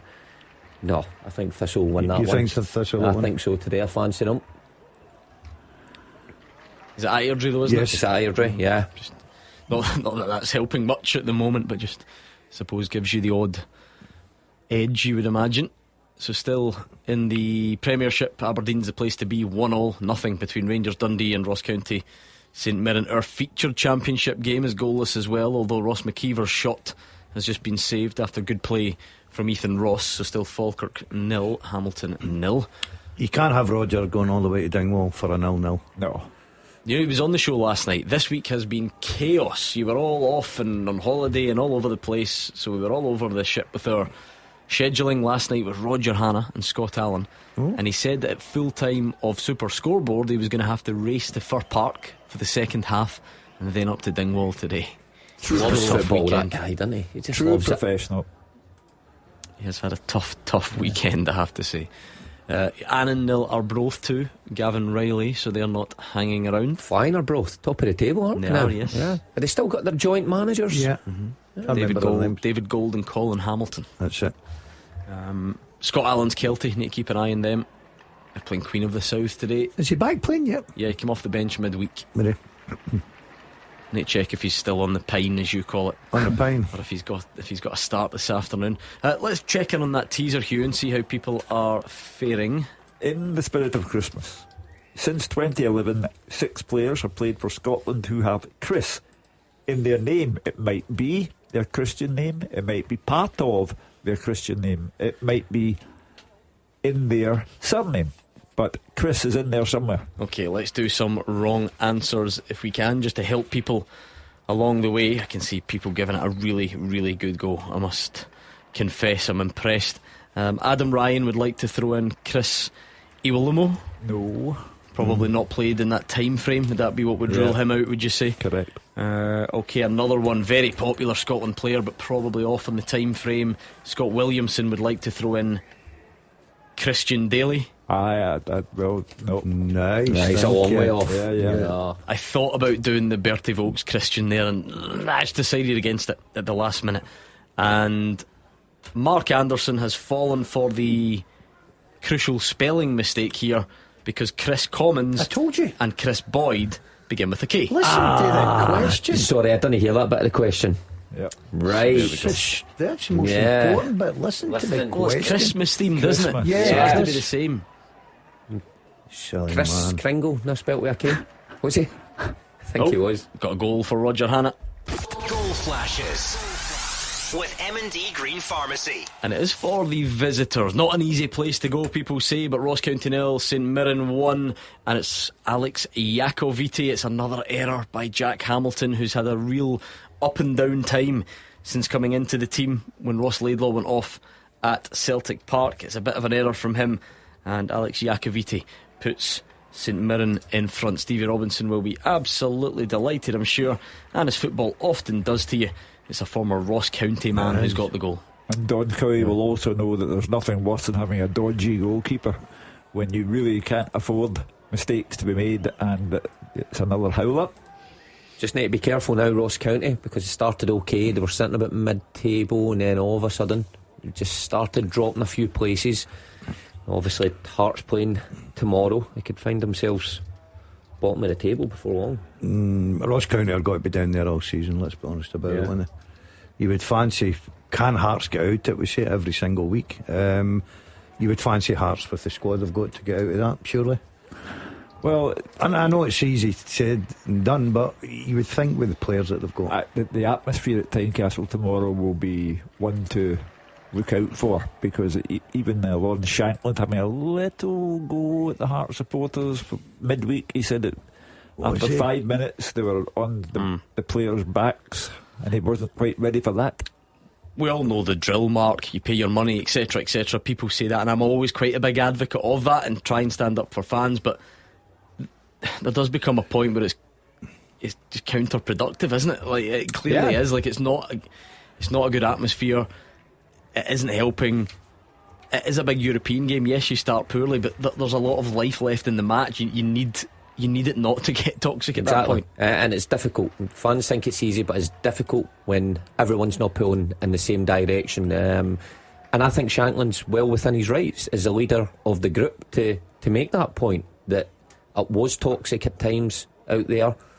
So the Hearts fans could be doing with getting on side. So a game for him tomorrow. A couple of weeks ago. Huge, absolutely massive. I'll tell you what, Hugh, if he lost that one tomorrow, I'd start to be thinking the way you're thinking. Yeah, he might be under he's pressure. 14 games, he's won 4 of them. I think the last few have been alarming though, haven't they? Because remember we did it, we looked at the first 10, and actually there were no bad results in the 10, because the ones they lost were like Rangers, Celtic, Europe. But since then, and the strange thing is, the first so-called winnable one was the Dundee game, and they won that, but it's the last couple that's got people worried. Kilmarnock shocked everyone. They were playing 10 men for virtually the whole game, and losing 1-0, and then you follow that up with the most embarrassing result of their entire European history. I don't love this debate and discourse that comes out, but I know some people do. So is that one of the all-time Scottish football European club result howlers? I would say so. Yeah. You'd have to say so. You've got 17,000 Hearts fans there, and it's just appalling. And I agree with the Dazzler. You know, if they were to lose to St Johnstone tomorrow, I think it's then crisis time. The free kick to Rangers, edge of the box. It's that perfect Tavernier area, you know, the slightly left of centre one. There was a foul on Jefty, so James Tavernier will have the chance. See if James Tavernier had just scored that free kick at Hampden last week. Could have saved us a week of pain. Seriously, just stick that in the top corner, James, and everybody can get on with their Christmas. But instead it went over the bar, and the rest, as they say. Anyway, he's got a chance to score against Dundee in this one. About 28 minutes or so gone. For those of you who use Twitter a lot, or X now, that you'll recognise what I'm saying here. So now it doesn't all come through in kind of chronological order. You know, the algorithm will give you something from 20 hours ago or whatever, you know, right at the top of your feed. I just clicked on Twitter to check what was happening, and I was greeted with a video last night. I didn't obviously realise at the time it was last night, of Neil Collins addressing the Wraith fans and saying thanks for your support and enjoy your Christmas shopping tomorrow. He was leaving. He's away. He's gone. Flight to LA this morning. Seas later. Yeah, it's incredible. Kirkcaldy to LA. Yeah. Oh, that's a good move. California. Yeah. Kirkcaldy's good town. Good town, Kirkcaldy. Andrew McLean had me slightly confused there, because he said, wow, off the underside of the bar for James Tavernier, and I thought, yeah, as it like underside of the bar and in or not, and it's not, it bounces out. But just the initial description had me wondering if it had gone over the line, but it has not. It was a very good effort from James Tavernier. He's fairly successful at these, but just not quite good enough. He's done well to work himself back into the side. He was left out on performances. It was the right decision, I think, but then it's difficult to get back in and, you know, keep up that level of performance. I think he's done well. I know he was getting a bit of stick last week for the goal, but I wouldn't put that down to him. I think that's more to do with Raskin and Balogun. Nowhere near it. For Maeda's goal? Not at all. people. Raskin and Balogun have got to take care of the ball better than that. All credit to Maeda. He was sharp as attacker as normal and got in and, you know, finished it brilliantly for him. But I think the break for Tavernier, taking him out of the team, was done him a lot of good. Sometimes you just need that, you know. You're under severe pressure every week. Everybody's pointing the fingers at you. Just take them out the firing line. Let them just sit there on the pine and then bring them back in. You know what's strange with Sterling again, because Clement was going back to, we need to find a position for him. So he gets in it right back, and we're all saying, OK, that's him, he's going to play there. And ever since, he's been moved out, and he's at right centre back today again. When Leon Balogun is presumably fit as well. Yeah. Again, it is that though. Philippe Clement's update yesterday was that John Souttar would not play again in December. Now obviously the Celtic game comes pretty quickly after December as well, so whether that's part of it, that'd be about managing Leon Balogun. I know they've not played since last week, but after this, you know, going to play twice again before they meet Celtic. Is it maybe, you know, Balogun Motherwell, St Mirren away, sits out this one, plays the next one, sits out the next one, plays. You'd have to think so. What is he, 36 years old? So it's not easy to play that many games in quick succession. But he was taken off, wasn't he, in the final, and Sterling came on, so it's not as if he played the full extra time, and his legs are still feeling the effects of that. So quite interesting. It's a subject I've spoke about before with Rangers. They keep chopping and changing their back four, and I think you'll struggle to get any level of consistency when you do that. Today the goalkeeper's changed, but there's nothing much you can do, and of course Balogun's out for Sterling. The Rangers fans, I suppose, will be getting slightly anxious. More than half an hour played, no breakthrough yet, but they have hit the bar twice, and I hear nothing at all of Dundee doing anything. Liam Kelly should be sitting on a deck chair for all we know. Yeah, not the most strenuous of debuts yet for Liam Kelly. Jack Butland withdrawn just before kick-off. You have to assume an issue picked up in the warm-up. I'm sure the Rangers fans will be very keen to hear what the update is from the manager at full time. Did that ever happen to you, Mark? You ever get injured in the warm-up? Injured in the warm-up? No, I think I felt the effects of injuries sometimes and just went ahead and played, maybe come off at half time when I probably should have come off in the warm-up. But there's always something about it that I didn't like to. You didn't know what to go and say to the manager, but I can't play. Well, I think you would have worked that one out watching some of your performances. I think it was the game. Was it the game? Good save, from Trevor Carson. Cherney cuts onto his right. It's a low shot across the goal and saved well by the Dundee keeper. Well, surely the goal is inching closer for Rangers. They've just dominated Dundee, clearly. Matter of time.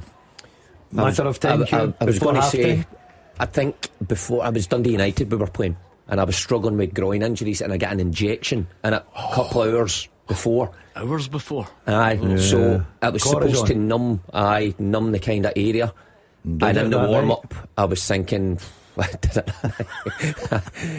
was thinking this, I'm not going to get through here, and I struggled all the half, and I came off at half time. I think Nakamura might have been the one who scored the chip against Dundee United years and years ago. Does not sound enjoyable. No, I have to say.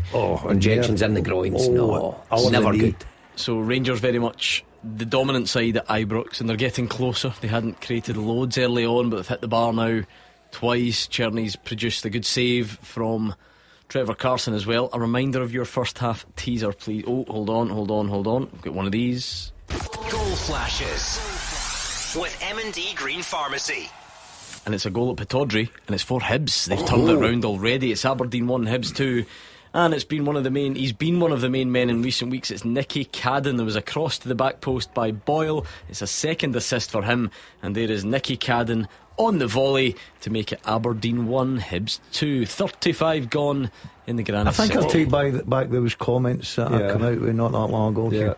I'll retract them. When did you say, Mark, the last time Aberdeen won a game? I think it was the 9th of November, maybe 4-1 against Dundee. So, this could be the day that Rangers overtake them, and at that point the honeymoon period is over, because the early... I remember the Aberdeen fans were chanting in the early part of the season about winning the league. They never believed it though, did they? That's bravado. Well, whether it's bravado or baloney, the day that Rangers overtake them in the league table is the day when you review the situation. And I think the only thing that goes on to be a truly disappointing season from here is if they don't finish third, isn't it? Yeah. I mean, let's be honest, by May, if they finish third, they'll take that. Oh, we've got a goal in the Championship. It's our big pal of the show, Brian Graham.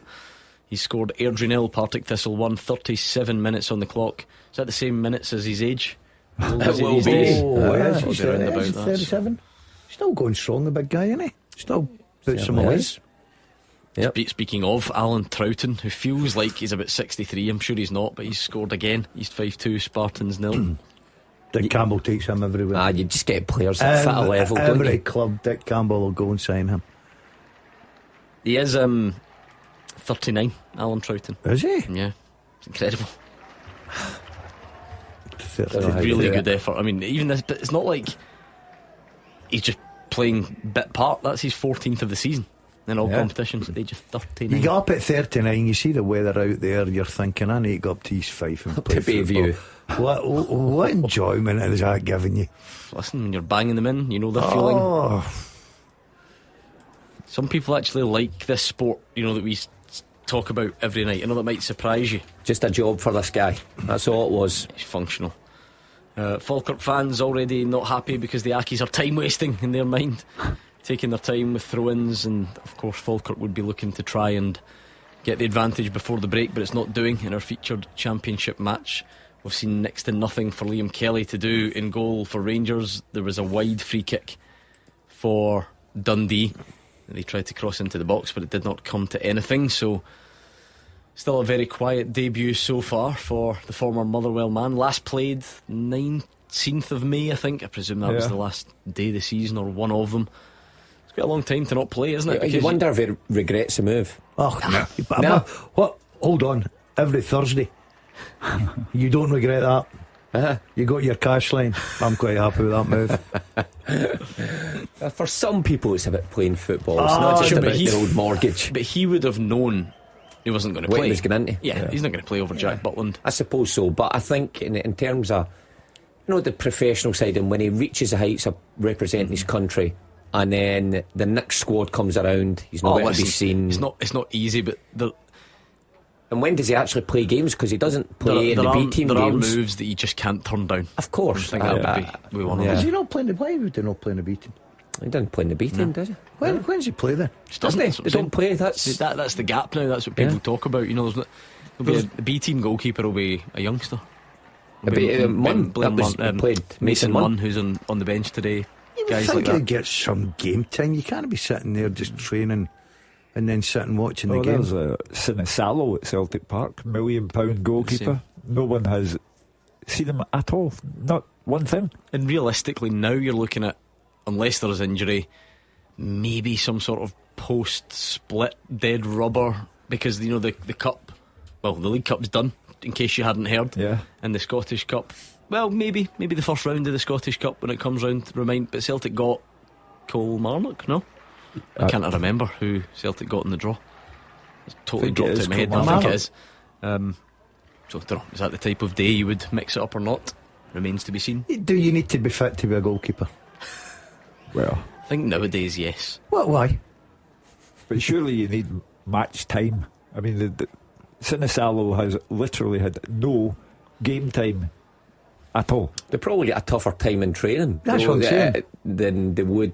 I mean, look at Liam Kelly. If he's in training, small-sided games coming up against, you know, Hadji and Daniil, and guys you'll like have that. to do all the shooting drills, won't you? Because the first choice keeper will go away in.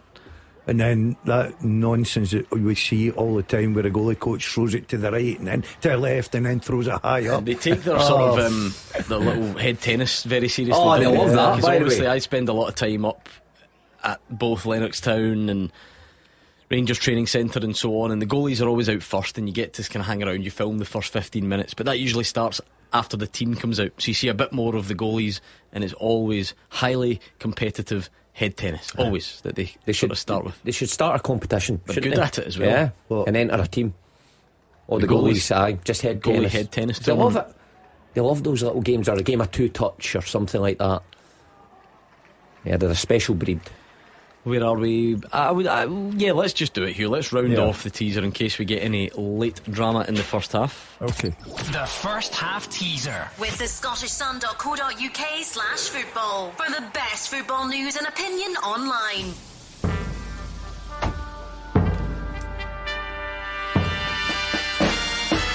Since 2011, 6 players have played for Scotland who have Chris in their name.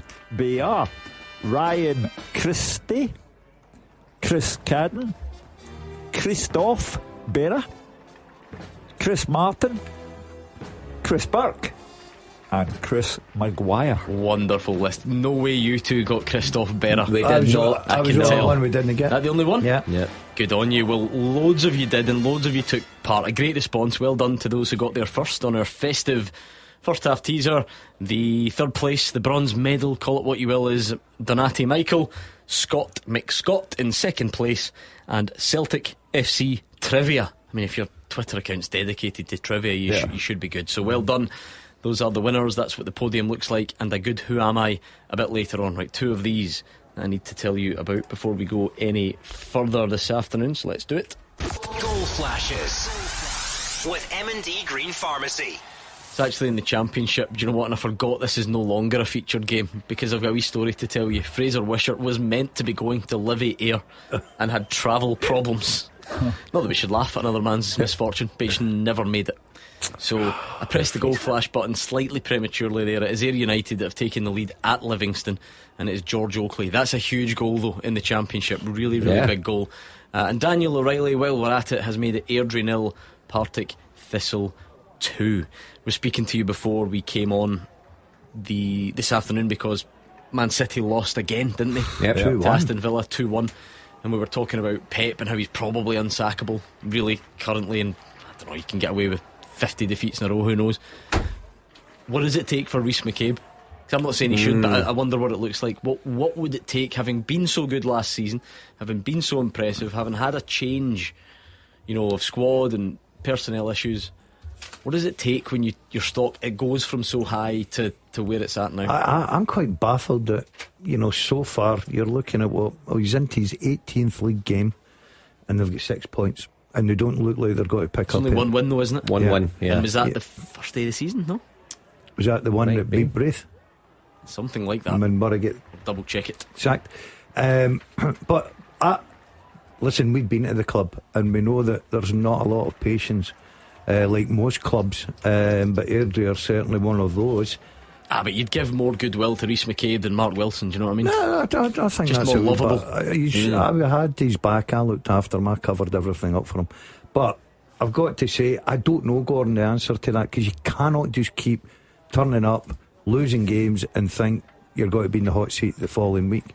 Eventually someone will decide enough is enough, so he needs to try and get something to get him going, because it's just relegation automatically. The extremes of Scottish football. So Leon McCann was fouled and Regan Tumilty blasts the ball off of him. No card shown. Did you see there was a red shown in midweek for this? No. Or last week? Was there? Oh my goodness, why can't I remember? Roger Hanna will remind me, or Andrew McLean or David Friel. I think it was Forfern maybe. Somebody scored and then the ball just sits, as it does, comes out the net, and Peterhead, it comes out the net and Andy McCarthy blasts it at the goalkeeper. Straight red card. In the aftermath of the goal. And that's happened today? No, last week or midweek. I can't. A straight red for that? Yeah, I mean, it is by the rules. It is. I think what was strange about that one is probably just like violent conduct, or something danger like that. Opponent. You're hitting them with a ball, though. You're proper blasting at them deliberately. What happens if it gets you right in the nose? The only thing is, I'll show you the footage. I'm not convinced he meant it. That one, I'm really not sure he did. But I don't know where he took a chance. He took a chance. But if you were lying on the ground, just as an example, and I full power blasted the ball right at you, you don't think I should be sent off for that? I think you should be applauded. So after the whistles went, goal. Yeah, it's a goal. Yeah, it's a goal. Okay. So the goalie's dives out the way. So I'm talking about if that happened. No. In the game, you can't then. No, you wouldn't be able to the prove same that. distance, the same power, and you couldn't.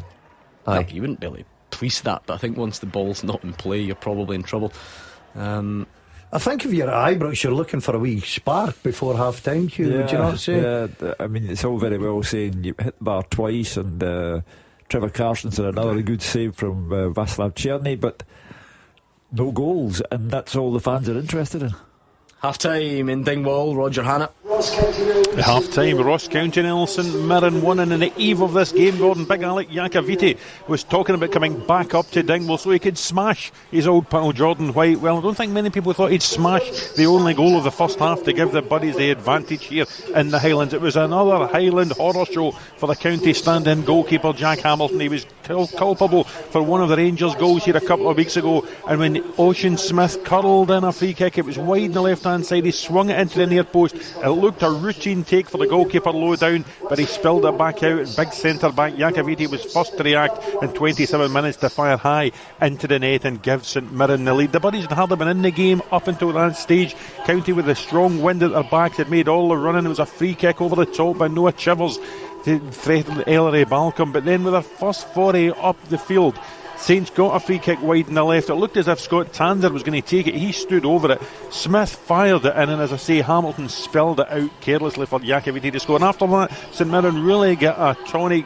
Killian Phillips had a shot block. Roland Odowu made progress before his chance was snuffed out as well. And it was only in the last few minutes, just before the break, that County really managed to rally again. There was a shot wide by Chilvers. There was then another effort off target with the right wing back Michi Efeti. And then in 2 minutes of added time, the Saints stand-in skipper Marcus Fraser, also back in the Highlands against his old club. He had a headed clearance that fell invitingly for Josh Nisbet, but again his effort was off target. Saints have got their wins at their back in the second half. They will look to build on this. At the break in Dingwall, Ross County 0, St Mirren 1. It's also half time at Ibrox, Andrew McLean. Rangers 0, Dundee 0, the half-time score. The hosts have had all of the ball, they've had all the territory, just haven't been able to break Dundee down at all here at Ibrox. It is windy and wet conditions, really not ideal for a game of football. You did wonder if it would have a big effect on this game. Rangers have tried different ways to unlock that Dundee defence. A few times there's been some nice quick passing around the box. They've tried some balls over the top. They've tried shots from distance as well, which has probably brought the best success so far, or close to it anyway, in this game. The first was Yanis Hadji, who cut in on his right foot, quite an angle from distance. Really powerful shot, clipped the top of the bar. Then half an hour in, Jeff Day with a really good run, cutting inside on the left. He was fouled. Good free kick territory for James Tavernier, just left the centre, one of the ones that you could envisage him curling that one over into the top corner. So nearly came off, but hit the underside of the bar and bounced out. They were really trying to step it up towards the end of the half. The only real chance they created from open play was from Václav Černý down the right. He cut in, back out, low shot across goal with his right boot, but that was saved by Trevor Carson. We know that Liam Kelly was drafted in last minute. Jack Butland injured in the warm-up, but he's barely touched the ball, Liam Kelly. Dundee have hardly been out of their own half. Liam Kelly has just been a spectator, but he'll be hoping that his team can do the business at the other end of the pitch in the second half. The half-time score, Rangers 0, Dundee 0. So not quite going to plan at Ibrox yet, but time left for Philippe Clement's side to turn that around. The game of the day, undoubtedly at Pittodrie. Dave Galloway's been in for a treat. Yeah, absolutely, Gordon. Half time, it's Aberdeen 1, Hibs 2. A really good first half in tricky conditions. It's cold and windy, some entertaining football from both sides. The hosts nearly took the lead when Keskinen's cross was met by Sokler, but Bushiri made a superb goal-saving block. It was 1-0 on 14 minutes. Clarkson found Keskinen. He made a great run down the left, then cut inside before finishing into the bottom corner. But Hibs equalised just 4 minutes later. A goal kick was flicked on. Rubezic made a complete hash of his attempted clearance.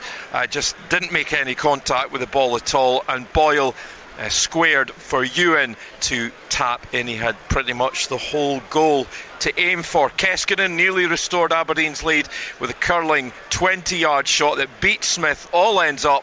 However, it hit the inside of the post and the ball came back out. However, Hibs made it 2-1 after 35 minutes. Boyle again the creator, crossing to the back post for Nicky Cadden to net with a superb volley.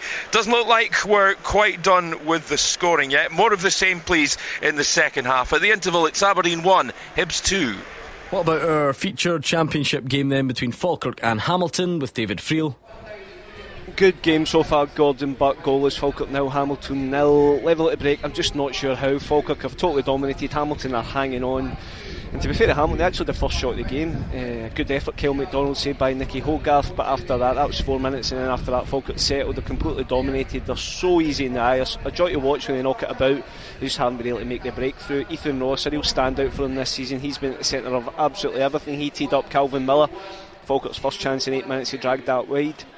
Ethan Ross then burst through himself. He was denied by a brilliant tackle from Sean McGinty. Ross McKeever was then denied by Hamilton keeper Charlie Albinson after more great play from Ethan Ross. Alfredo Aguiman, he's been a real threat. He had 2 attempts blocked. Calvin Miller then had a low shot saved. Aidan Nesbitt then missed from 6 yards. Ross McKeever then missed from 4 yards. So you get the theme of this game. Falkirk well on top. They just haven't been able to find that goal, but I'm sure they will get it in the second half. Hamilton just need to do better. They've not really offered much up top. Half time, Falkirk 0, Hamilton 0. And we'll do a full roundup of the half-time scores next. The Clyde One Super Scoreboard Podcast with Lookers Group. Thousands of vehicles offering exceptional value, ready to drive away. It's cold. It's actually Baltic out there. And I've just seen how much new boots are going to cost me. Just chill, mate. Well, not literally. I've used PayPal credit for mine, so I could buy now and pay over time. Oh, good shout. And I might be able to feel my little toes again. Don't just pay. PayPal. Representative 23.9% APR variable subject to status. Minimum monthly payment required. Terms apply. PayPal UK Limited. Oh, hey, last-minute gifters. At TK Maxx, you can shop fashionably late with big brand gifts arriving right up to Christmas Eve. There's still loads in store, so whether you're shopping for your bestie, gran, or pooch, there's still time to spoil all your loved ones for less. Big gifts, small prices. In-store and online now at TK Maxx. Oh, hey, last-minute gifters. At TK Maxx, you can shop fashionably late with big brand gifts arriving right up to Christmas Eve. There's still loads in store, so whether you're shopping for your bestie, gran, or pooch, there's still time to spoil all your loved ones for less. Big gifts, small prices. In-store and online now at TK Maxx. The Clyde One Super Scoreboard Podcast with Lookers Group. Thousands of vehicles offering exceptional value, ready to drive away. Scottish football's league leader. This is Clyde One Super Scoreboard. Half-time in the Scottish Premiership and beyond, so let's do a roundup of the half-time scores and see where things sit at the break. It's not been a particularly lively first half unless you're at Pittodrie. Aberdeen 1, Hibs 2, Rangers 0, Dundee 0, Ross County 0, St Mirren 1. In the Championship, Airdrie 0, Partick Thistle 2, Falkirk 0, Hamilton Accies 0, Morton 1, Dunfermline 0, and Livingston 0, Ayr United 1. In League 1, it's Annan 0, Arbroath 3, Cove Rangers 1, Alloa Athletic 0, Kelty Hearts 0, Queen of the South 0, Montrose 0, Dumbarton 1, and Stenhousemuir 0, Inverness Cally Thistle 0. In League 2, Clyde 1, Forfar 0, East Fife 2, Spartans 0, Edinburgh City 0, Elgin City 0, Peterhead and Bonnyrigg Rose 0, and Stirling Albion 0, Stranraer 0. We will be back for the second half next. The team with the biggest support in Glasgow and the West. This is Clyde One Super Scoreboard. Hugh Keevins, Mark Wilson and Gordon Dalziel are in the studio. The top team are round the grounds though, so let's go back to Ibrox. It's goalless, Andrew.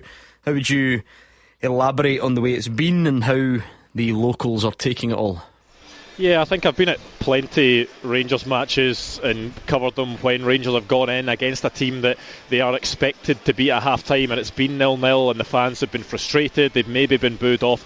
It's not been one of those days. I don't know whether it's maybe a bit of credit in the bank from the last few weeks and the fact that the team have looked to be transformed a bit, but certainly today, you know, Rangers have been probing, they have been trying to make things work, they've been asking questions of the Dundee defence. Dundee, in fairness to them, have defended well so far. They've tried different things, just hasn't come off so far, but I think maybe the Rangers supporters are appreciative of the efforts of the players so far, but you know what it's like. If it continues in this vein of form, Rangers don't make the breakthrough, then the frustration might start to creep in. You do wonder whether Philippe Clement might look to his bench to make any changes. Ridvan Yilmaz was the only player out there at first just doing an individual warm-up with a coach, so you wonder whether we may see him at the start of this second half, whether that would be for Jeff Day or, as we've seen, the two of them playing together down that left side. The player's still yet to come out the tunnel. Ross McCausland was also just out by himself there with a ball as well, had a big jacket on but did have his shorts and socks on, no tracksuit bottoms, so you wonder whether he was out there, whether it was under instruction from the manager and the coaching staff to get himself warmed up, or whether maybe he just wants to keep himself warm in this cold weather that we've got today. But the team's still to make their way out the tunnel. I'll keep you updated whether any of those changes do happen or not. Yeah, no, Oscar Cortez on the bench as well. Philippe Clement spoke about trying to get him some minutes potentially, depending how the game was going. Confirmed he wouldn't start the match, which I don't think anyone expected. Any more, Andrew? I suspect the answer is no, but check anyway. Any more on Jack Butland's late withdrawal from the team? No, certainly was an injury in the warm-up, so had to withdraw, as the guys were speculating on. So Liam Kelly's had to come in, but I think it's more going to be one for Philippe Clement, because of course, as you mentioned earlier on, the questions straight away will be, how long is he going to be out for? Will he be fit for the 2nd of January? Philippe Clement, I think, will probably play his cards quite close to his chest. He listens to his sports scientists a lot and won't want to give any confirmation straight after the game on that, but it will certainly be one that Rangers fans will be really interested to hear once we speak to Clement after the game. Also wonder where he is. It's just a boring point, you know, if it's just a small thing. Jack Butland, is he in the bench? Is he on the dugout? Do you go up the road? Oh, I know what I'd do you be get a doing. wee rub from the physio and then sit in the stands? I think he'll be in the stand, won't he? But I know Daz, he would be on the recliner by kick-off time. I certainly would. Too cold a day to be sitting about. A partial power cut at Pittodrie, Dave Galloway, are you okay? Sounds like it, to be fair. He's having the time of his life. So he says going to the loo at half time was interesting. Nothing to do with the power cut, just interesting. But no, there's Dave's at the fuse box. He's at the Pittodrie fuse box with his screwdriver. The floodlights etc are fine. So team's out, Andrew, so as it was before. Just checking, the only two Rangers players out at the moment, James Tavernier first and then Liam Kelly, followed by Yanis Hadji, Robin Proper, Danilo Igaman, Jeff Day, Raskin, Sterling and Diamandi. So it looks as if, as Václav Černý just making his way out the tunnel there, so it looks as if it will be the exact same starting 11 that of course started the game, not the starting 11 that we were told would start the game. As you mentioned, Jack Butland not on the pitch. Liam Kelly didn't have anything to do in that first half. He'll be hoping that it's going to be exactly the same in the second half. I think Tony Docherty will probably be quite happy with what he's seen from Dundee so far in a defensive sense, because Rangers have been limited to those shots from outside the box. They've not managed to really break through and have a proper go at Trevor Carson. You'll maybe want to see a bit more creativity at the other end of the park. The couple of times they've ventured forward, they had a wide free kick that was easily headed away, and they had another breakaway. The cross from the right was over the head of Scott Tiffany, who was very frustrated at the final product on that occasion. But no changes for either team. Referee Matthew McDermott just checking that both goalkeepers, both assistants on each side are ready to go. Scott Tiffany standing over the ball, goalless at Ibrox so far, and the next 45 minutes are underway.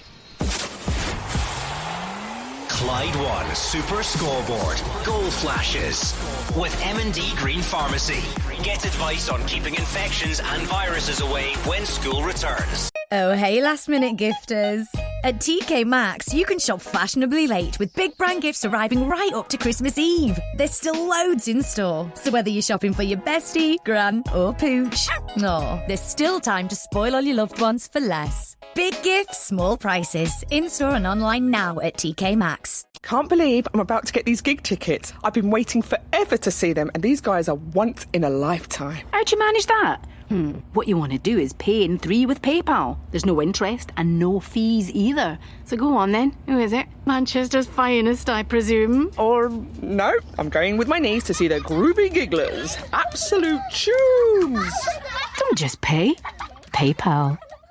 PayPal UK Limited. Pay in 3 is unregulated. Consider if affordable. Subject to status. See terms. How's this for a quick start to the second half? Because we're only just getting underway at Ibrox, and elsewhere we've got one of these. Goal flashes. With M&D Green Pharmacy. Come on, lads. Good first half. Don't do anything silly. Go out there. Keep it tight at the start of the second half. Those were the words of Stephen Robinson, and it's Ross County 1, St Mirren 1. Effetti. Saints didn't deal with the cross from the left. It took him 2 attempts, but he scores less than a minute after the restart. Stevie Robinson will be furious. Unprofessional. I knew that was coming. I like that. The opposite side, though, Don Cowie looks like a genius. He looks like he's went in there, incredible, and really gave them it at half time. They've come out firing on all cylinders. Good time you score. Gets the crowd on your side. I think Roger will still probably get goals up there. Oh, and we're flying now. Oh, here we go. Flashes. With M&D Green Pharmacy. Rangers 1, Dundee 0, and it's Václav Černý on a breakaway, goes round the goalkeeper Trevor Carson. No mistake with the finish, and that's exactly what Rangers needed. It hasn't been bad, but it's also not been vintage, and the longer it goes on, that's when it turns in to a tricky afternoon. But you get the goal so soon after the break, a huge sigh of relief all round. It serves Dundee right for attacking, probably. They haven't gone up the pitch much, but Rangers break away and score.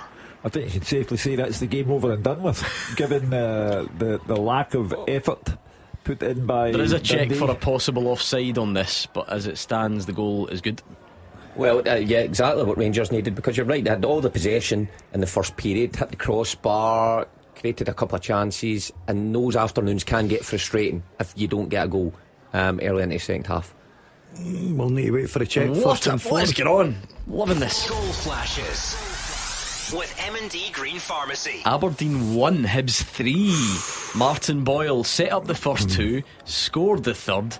What an afternoon this is turning out to be. A really good calm finish, and Hibs are running away with it at Pittodrie. And that is not good for Jimmy Thielen, because Rangers are gone in front. They will go above Aberdeen. All the talk of splitting the old firm will now cease to be, and the Aberdeen fans will be looking at a side who have not won a game since November 9. Goal stands at Ibrox. Not entirely sure, but Černý might even have been in his own half. It was that sort of breakaway. I think it was at Portales or someone got it really wrong from a Dundee perspective, and Černý scores. That makes some difference, doesn't it, Gordon? Because of course, if you don't get it, the longer it goes on. This Rangers team are probably not out the woods yet in terms of these days potentially being tricky, so it's a really important time to score. Yeah, you heard Andrew from Ibrox talking about the first half. They created 1 or 2 chances, the fans were still with them. I think the managers just asked for a response in the second half. Go out there, try and get the early goal, just settles everybody down. And that man Tierney, he's in good form, and he's got them in the lead. And I'm with you, I cannot see Dundee coming back. No. This is where, Mark, though, that constant battle that our so-called smaller teams have, right? Because Dundee go there, the full first half is played in front of them, they get everybody back, and to be fair, Rangers don't really look like scoring. You come out for the second half, you attack once, one time, you try and play offside on the halfway line, and Rangers run in behind and score. So everybody always says, come on, have a go, don't just sit back. It's not surprised that teams do it when you see what the alternative can be. Very Spursy, wasn't it, when you look at Dundee there, because it was a decent opportunity. They had to build something, misplaced pass, and your centre back, you can't be playing offside like that. But Rangers got pace, Tierney's got pace, exploits it, and they find themselves in a very difficult position now, Dundee do, but good position for Rangers. Right, Hugh, let's do this while we can. The second half teaser with the scottishsun.co.uk/football for the best football news and opinion online.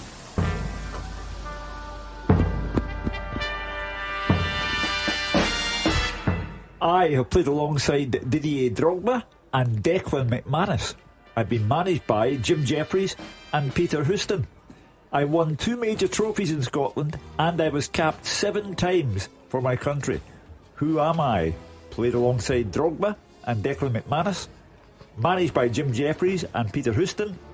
Won 2 major trophies in Scotland and capped 7 times by my country. With no disrespect to Declan McManus, it's quite a combination for the mystery man to have played with both of them. But good question. At Clyde SSB, it is a race, as you should know by now, so get your answers in as quick as you can and throw some names about. Even if you're not sure, why not take a pot shot and see how you get on. Silla's been booked for a heavy challenge on Yanis Hadji on the halfway line, so he'll have to be careful as the game goes on, because he's the sort of all-action destroyer in there in the Dundee midfield. Well, Andrew actually described Liam Kelly in his half-time report as a spectator. So the spectator has watched Rangers go 1-up, and there's no reason to suspect that the spectator will be troubled. So this is the day that Aberdeen fall to third place. I'm honestly shocked by the scoreline so far. It's one thing to be behind, but 3-1 at home to a Hibs side who have toiled for the majority of the season. Fantastic for David Gray. Horrible for Hearts, because it looks like that 5-point gap has opened up between them. That Edinburgh derby coming up will be huge. It's amazing what that one will do for Hibs. They were, joint bottom of the table for so long this season, and that will put them above Kilmarnock, won't it? If it stays that way. So they'll have eyes on the top 6 before long, because there's not a lot of points difference between where they're sitting just now. Yeah, cause, I think the narrative will probably be Aberdeen bubble, Aberdeen wheels. The Hibs are flying. Yeah, really, if you look at that. But that's always been the case for them. And going forward, they've had players at the top end of the pitch that can create and score goals. But for me, their fullbacks were an issue. I don't think it's any coincidence you put 2 Caddens in there, either side. The McFadden twins. The McFadden Gordon Dale famously called them. And things change for you, because you take Miller at the team and you take a beat out the side. Miller's just come on for a horror, by the way. Oh, well, I tell you what, an equaliser. Just round the corner. But that's been where the problems have been. Defensively, they've been woeful. They got that sorted out, and they're on the up now. Tavernier heads wide from Igaman's cross. Rangers 1-up.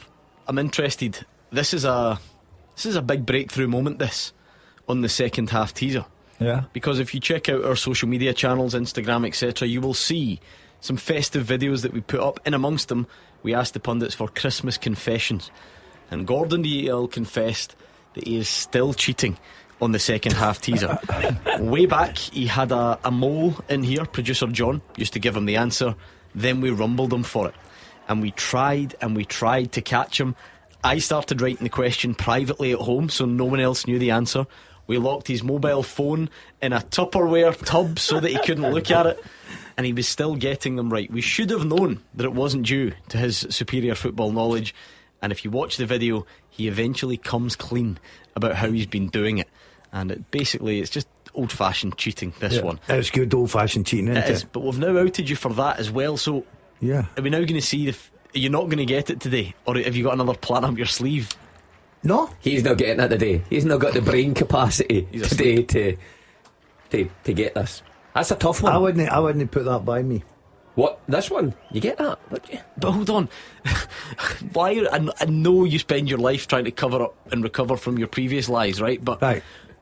You have now admitted cheating on multiple occasions. Yeah, but I'm not cheating today. I can't. That's what I mean. So you expect us to believe if you just suddenly get this that you're not cheating, having cheated in all the previous times?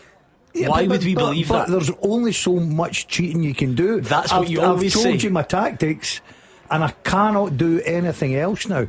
So he's a professional, this guy. He really is. Think how many times he said this speech. Don't back down, double down. That's it.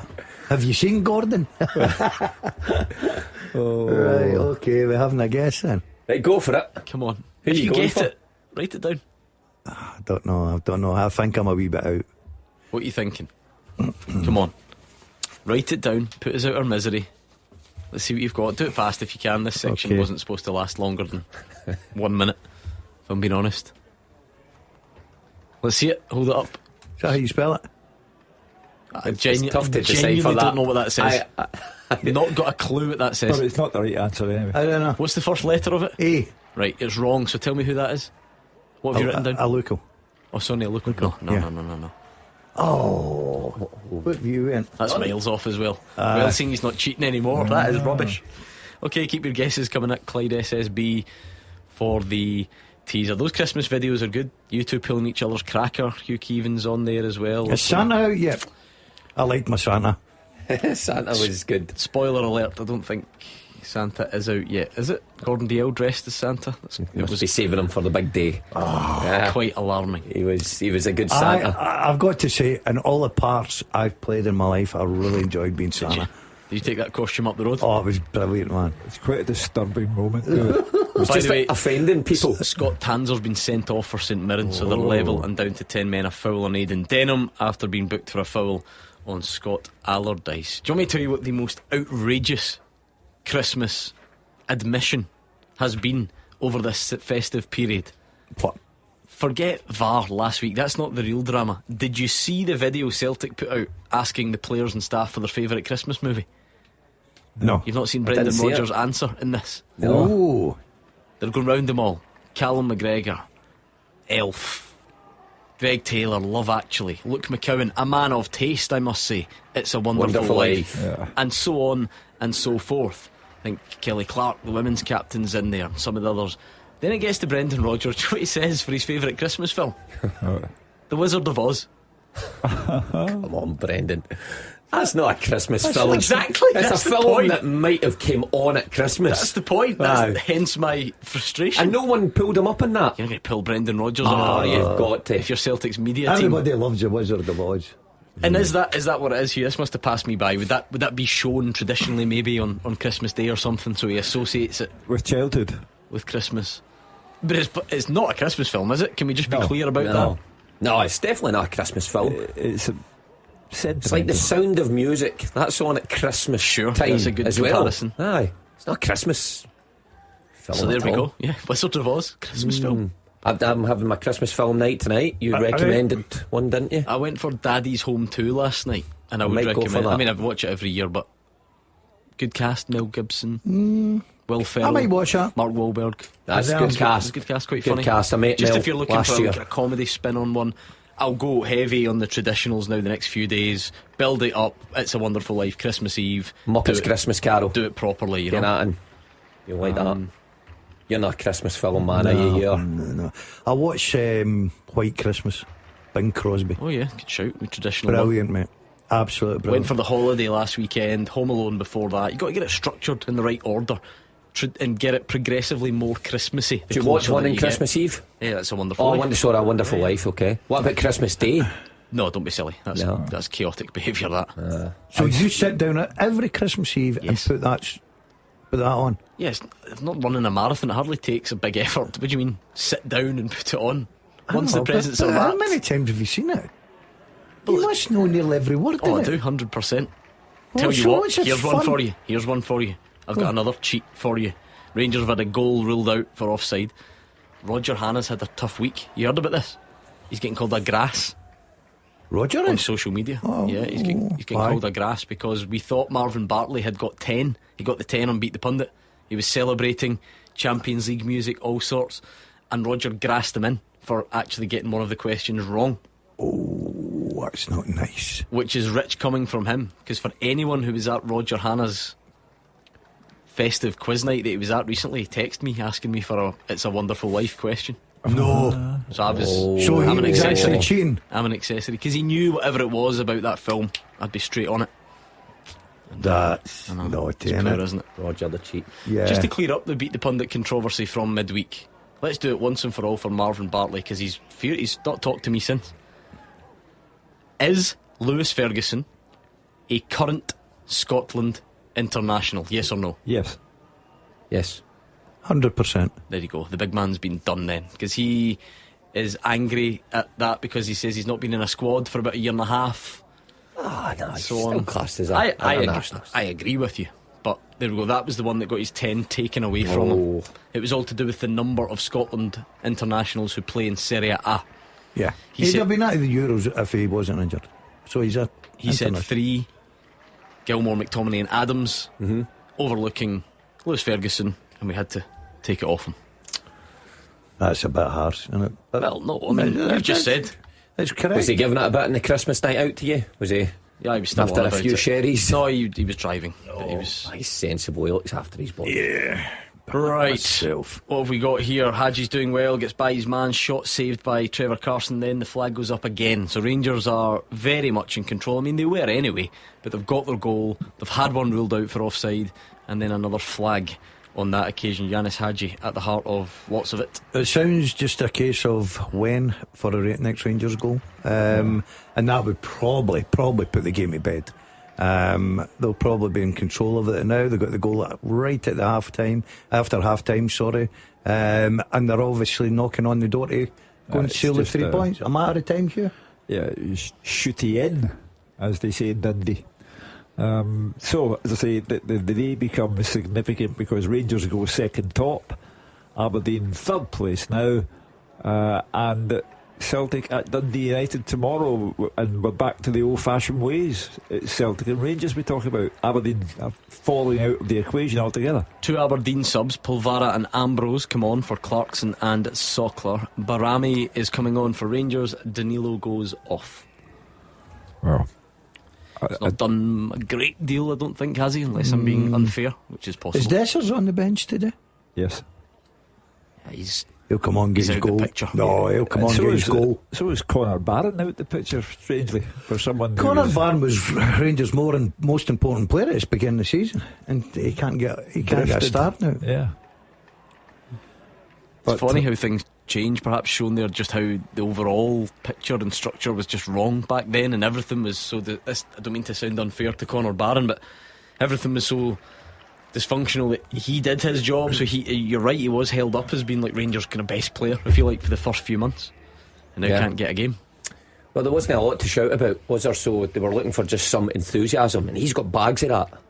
The Rangers fans liked what they saw in that respect, whether others didn't look like they were pulling their weight. But I think the main focus now is on this front four. Danilo obviously gone off, and Barami, he's played a part in this as well. And I think when you've got somebody like Igaman that can play off a side, or he can then just go through the middle, which he probably will be at the minute with Barami coming into number 10 role, then it puts you in a good position. So it's worked well for come on, and less focus has been on that kind of midfield area. Raskin has played a huge part in that as well. He's been really good in recent weeks. But Conor Barron has done fine for his start at Rangers. Plenty of time to reintroduce himself back into the side. wonder how the crowd at Pittodrie will take it if it's 3-1 at full time. Jimmy Thielen was the local hero, and now things have changed. The mood has changed. And how's their next few fixtures looking here? Yeah, that's the thing. You have to be careful that they really don't slip into this rut, don't you? Because Motherwell chasing them down. You see Motherwell catching them? Not particularly, I have to say. But it's one that, as we said at the start, I think third place come May will be absolutely fine.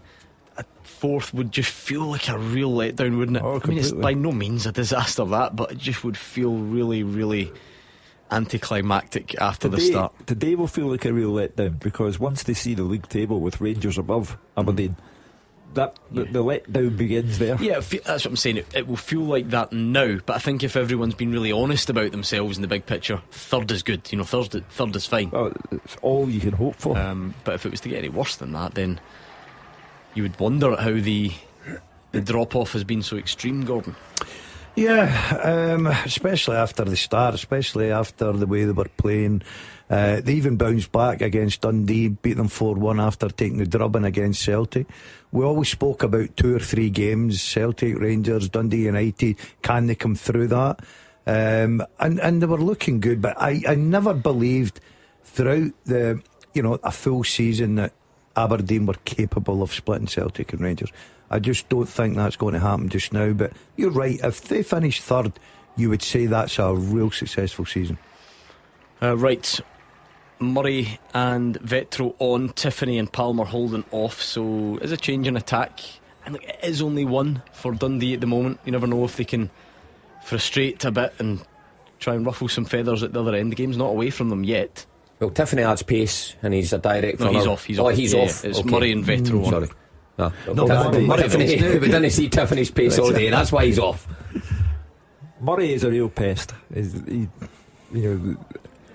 Good player, good solid striker. He'll be a threat. I thought you would have started. Yeah, would have thought so. Yeah. You know what I mean? He puts a real shift in. He's a team player. And especially when you're away at Ibrox, you're chasing most of the ball most of the time. You need players like that, but. Yeah, he's bringing them on fresh. Let's see what he's got. Well, for all Rangers' overwhelming superiority in possession of the ball, 1-0 is a dangerous lead. When you see Murray coming on, it only takes one kick of the ball. I mean, it certainly looked like the second was coming. If you look at the disallowed one and then the other offside flag from the chance, Gordon, it did look like it was coming, but it's always about working your way through these games in little periods, isn't it? If Dundee can ride that out and keep it this way for the end, throw the kitchen sink at it, you just never know. Yeah, look, they've not asked any questions of Rangers goalkeeper or a back four, Dundee, but you're quite right to say that there's at 1-0 they're still in it. There's it could be a set play, it could be a wonder goal, it could be a mistake, it could be anything, but I've just got a funny feeling that Rangers could probably unlock the door and put this game to bed and feel comfortable about it. No other goals going in at the moment. Let's check in on the teaser, Hugh, if we could, please. I have played alongside Didier Drogba and Declan McManus. I've been managed by Jim Jeffries and Peter Houston. I won 2 major trophies in Scotland, and I was capped 7 times for my country. Who am I? Frank wants to go for Jose Katongo. No. Sideshow Bob wants to go for Sonia Luko.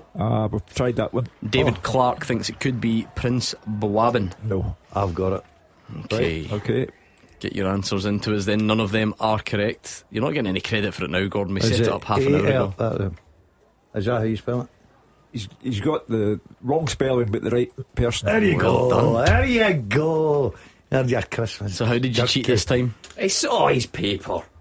He was. He had it there in front. I couldn't see his paper. His hands are behind his back. I know now. He's as now when he was reading it. I could not see that for there. I just see when I listened to the question again.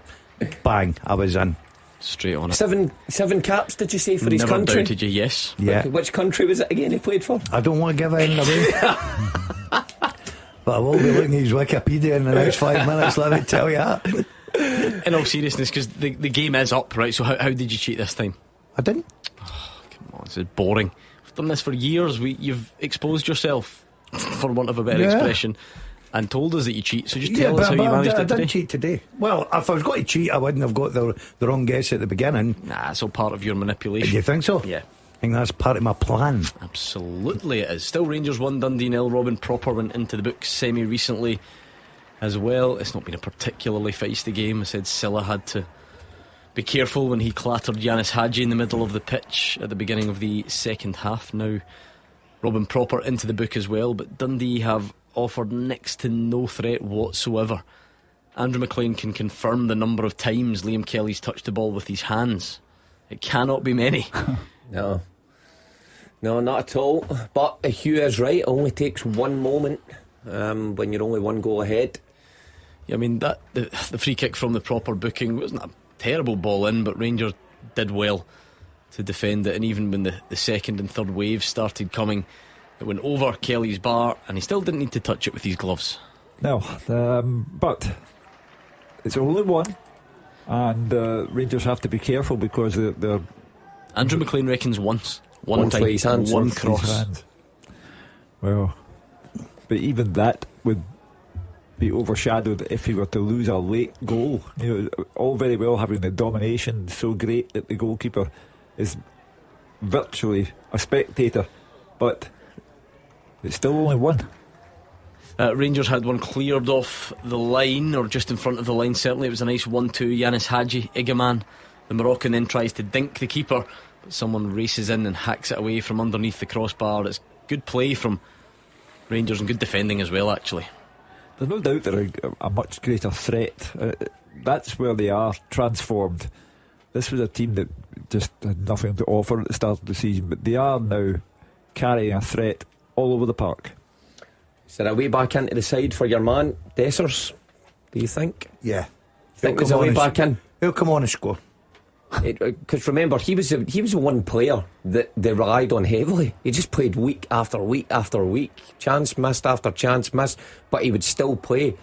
But with Danilo back fit again, and Igaman proving that he can lead the line as well as play on the wing, I don't know if Dessers will find himself back in the running for a starting place. No.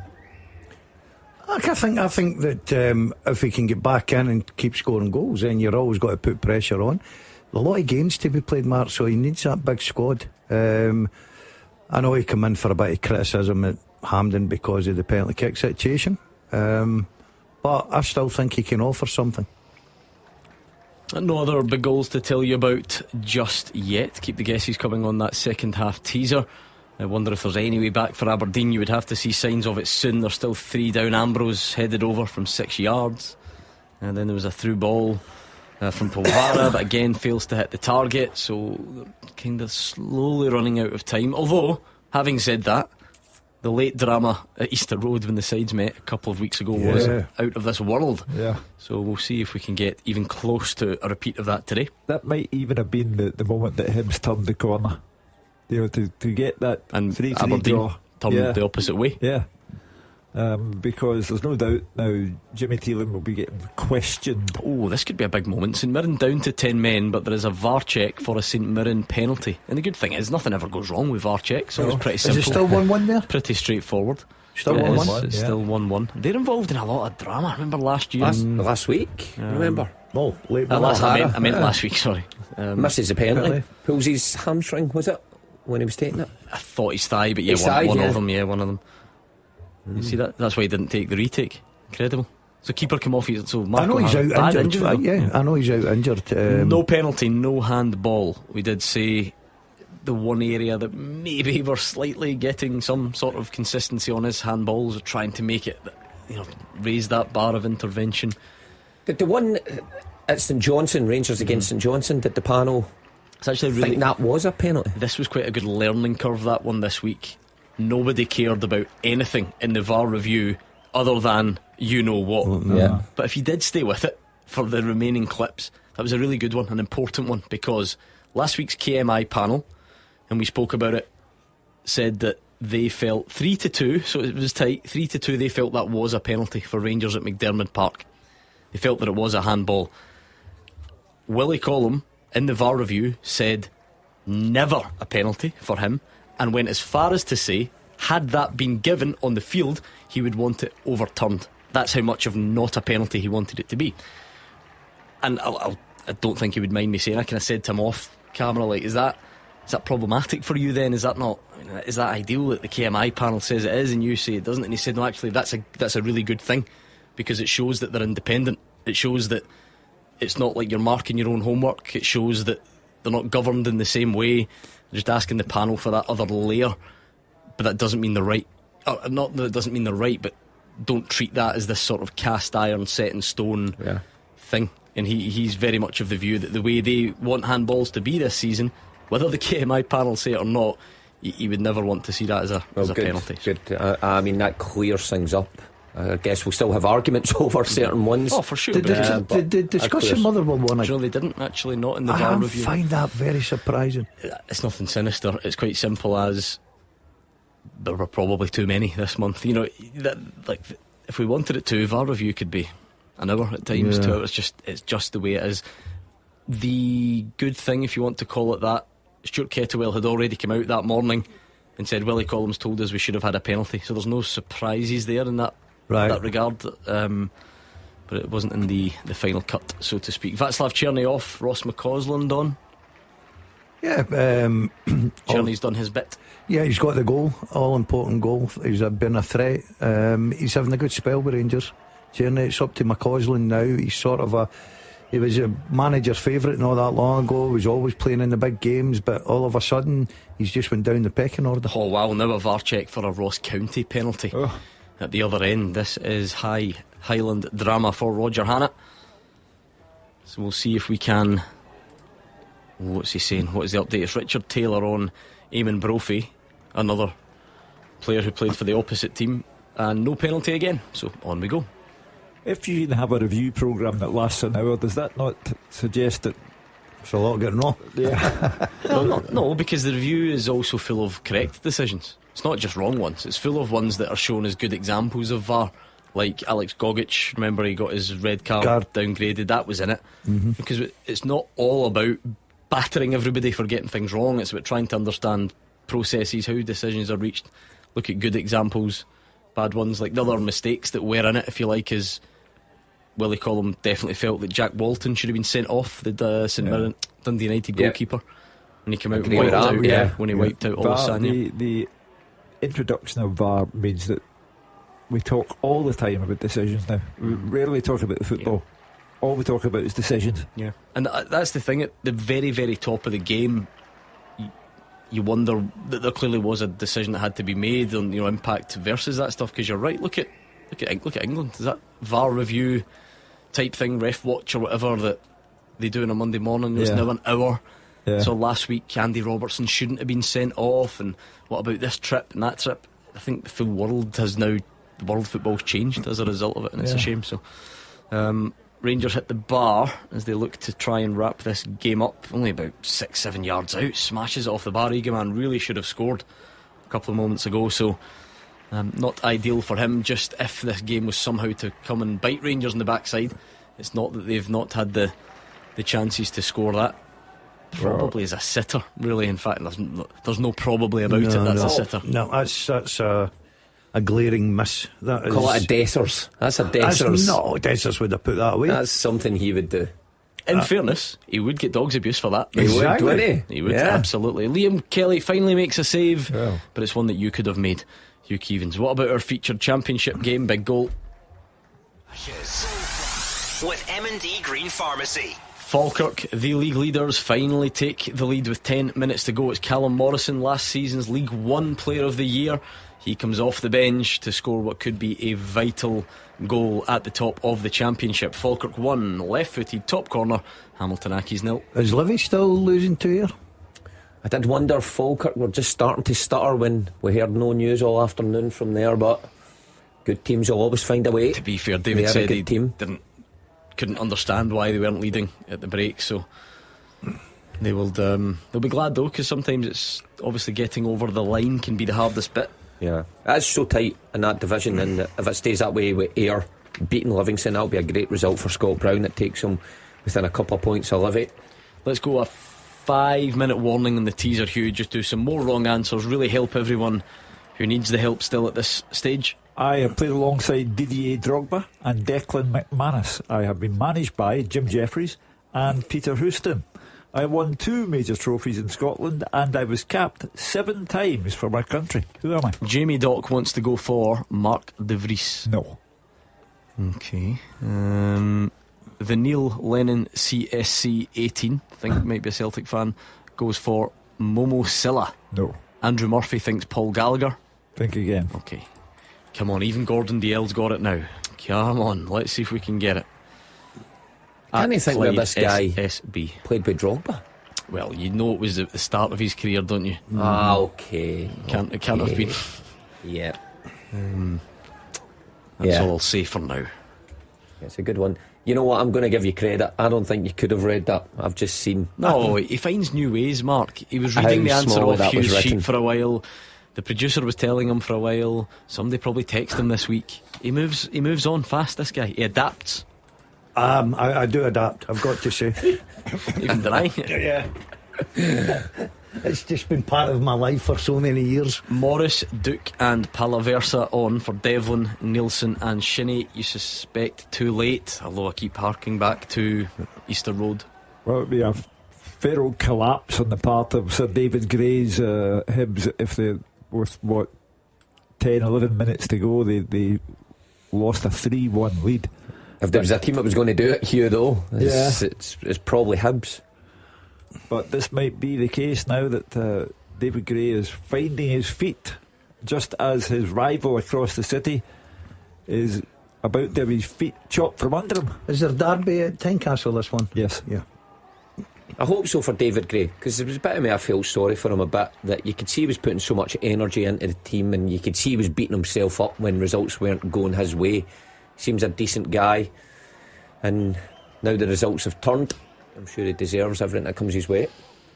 Well, they always have the support of the fans at Easter Road, because he's such a club legend, given the Scottish Cup final goal. So he has goodwill in the bank. But at one point it looked as if that was running out, but his money's got up again. It's funny because and look, it's still a long season and things could change and so on, but as we sit here today, usually when the old statement comes out from the board and they back a manager, it is just a matter of time and it'll turn. But in this occasion, they've went through the phase of sacking manager after manager after manager. They had to bite the bullet and sit somewhere and hope it turned, and so far he's now starting to get the rewards. So and I agree with Mark. I think he's never hid away from it. He comes out, he faces the press. For me, he always tries to tell the truth, never tries to make excuses to disguise it, and that'd be a great result up at Pittodrie today for him. right, still 1-0 to Rangers. I don't think once you've had some good results, so there's that bit more goodwill in the tank, are these results easier to take? You know, if this finishes 1-0, I don't think anyone will grumble, really. No. But a few weeks ago, you win a game 1-0 and people are not happy. Right now, Rangers are getting the sympathy vote from their own fans, because the fans know that it's been acknowledged that they should have had a penalty, officially acknowledged that they should have had a penalty against Celtic in the cup final and didn't get one. So they have a sympathy vote. But, for example, if Dundee were to equalise, that'd be different. Yeah, the ground would turn completely, and they'd turn on Philippe Clement and everybody else. Just listen to Andrew. I don't think I'm getting the feeling that it's a poor performance. No. They sound like they've battered Dundee, but just can't get the ball in the back of the net for that all-important second goal. But I think if you just go and win the game, then fine. I don't think they'll come in for any criticism whatsoever. Yilmaz and Cyril Dessers coming on, so a chance for him to wrap up the game, perhaps. I think he gets a rough ride at Rangers. I really do. I think they can. You know, he scored important goals for them. I know that some of his link-up play puts himself under a bit of pressure, penalty kick, but I still think he's got something over. He's now quite out of the picture, though, as Mark says, isn't he? Can you really see him starting a game? He's down the pecking order, but in games like this, Gordon, the one thing you've got to have in your head is get on, make an impression, get yourself a goal, and just keep asking the question to the manager. Yeah, he scored a couple, didn't he, when he came on against Kilmarnock? So you're right in that respect. That he'll always be in there or thereabouts, but he's just found himself down the queue when it comes to the big games. When it comes to Celtic on the second, I don't think you'll see Dessers anywhere near that starting lineup. Igaman and Hadji off, Yilmaz and Dessers on. We've seen quite a bit of this, haven't we? Where Jefty and Yilmaz are used on the pitch at the same time. I wonder if that's in the manager's thinking for the Celtic game on the 2nd, or does he go away what he had, for the cup final, or does he go away the team that faced Spurs? He'll surely think the cup final was a good blueprint, won't he? Second half, because of how beginning close it went. second half, Gordon. Daz did say that. I turned around and says they've got a problem down I here. suppose from the start versus the end, Because Kuhn he started to come alive and you could see it happening. Jefty was all over the place, and Celtic eventually punished him, and he did make the substitution. So it'll be interesting 2nd of January what he does. Another VAR check for a St Mirren penalty. Could get this one, and that would be huge. It's an alleged foul on Killian Phillips. Impressive attendances coming in, 18,375 to be precise from Pittodrie, but the most of them will not be impressed. No penalty for St Mirren. That could be a big goal. Stenhousemuir 0, Inverness Cally Thistle 1, as Inverness Cally Thistle look to defy the odds in the points deduction. Stirling Albion 0, Stranraer 1, Cove Rangers 2, Alloa 0. So the lower leagues are ticking away nicely at the end of the day with goals. What a great crowd that is. There we go, there's a sign, a very rare sign from Dundee. A quick breakaway and Finlay Robertson, but he does fire way over the bar in the end, but maybe just a warning. Well, 1-0 last 10 minutes of the game. You leave yourself open to the sucker punch. Let's round off the teaser. We didn't do it, did we? No. We just did a late update. Let's round it off. The second half teaser with the scottishsun.co.uk/football for the best football news and opinion online.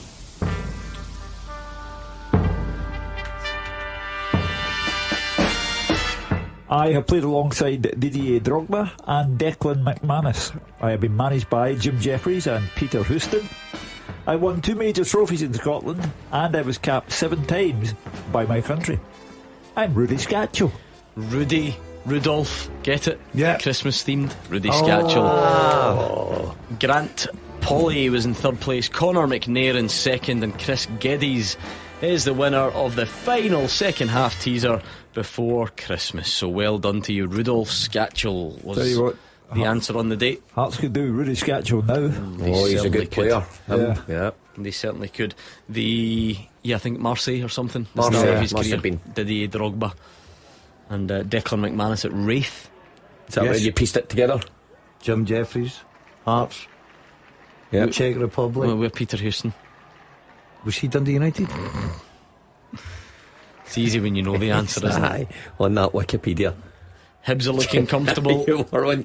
I saw you on Wikipedia. Hibs are looking comfortable at Pittodrie, and the home fans can't be too impressed with this, Hugh. Well, it's a great crowd. Over 18,000. The last Saturday before Christmas, when there's a lot of demands on people. But a shocking scoreline. If you're Jimmy Thielen. And now they're no longer second top. Rangers are. So we're back to the old-fashioned ways. It's all about Celtic and Rangers. The upstarts have left. No offence to the people from the northeast. Rangers not particularly cruising, but I don't think it will matter quite as much as these tighter games have in the past. It probably has been a more convincing performance than some of them. It's not been that sort of stodgy. I always think the Hearts game was a real low point in terms of performance, where, remember, Hearts dominated. They had the ball. They had slightly more possession at Ibrox. You just very rarely see that in a visiting side. It's nights like that where you just can't get away with saying, well done for getting over the line with the 3 points. But today's probably different, isn't it? Yeah, without doubt. I think they have impressed at times. I think the Rangers fans going away will be more than happy with the 3 points and the performance levels. And like you said, I mean, Igman has a chance from 3 yards out. Tavernier hits the bar as well. They've had other bits and pieces in there, so I don't think anything to worry about today. Things are looking on the up for Rangers at the minute. Listen, Gordon, I suppose you always have to have standards, and maybe some Rangers fans, that's the beauty of it when we open the phone lines, maybe they will be a bit frustrated that it's not more comfortable and feel, just in case there's a worry there, that they're slipping back into not killing teams off. Yeah, but I think the manager will take a lot of positives if they keeps, even if it's still is 1-0, Gordon. They've created a lot of chances. They've got a clean sheet. Remember, their goalkeeper Butland got injured at the warm-up. They had to change that. That certainly doesn't help. But Liam Kelly will be delighted to get 90 minutes under his gloves. So I've got to say, as much as you're wanting a feast of goals, they've certainly created a lot of chances and they've dominated 90% of this game. It seems like a long watch when one team is so dominant. Oh, this is huge in the Highlands. Goal flashes with M&D Green Pharmacy. The 10 men of St Mirren have scored right at the end, and it's Oisin Smith, a fantastic free kick, right-footed. Remember his story. He burst onto the scene scoring a double on the opening day of the season.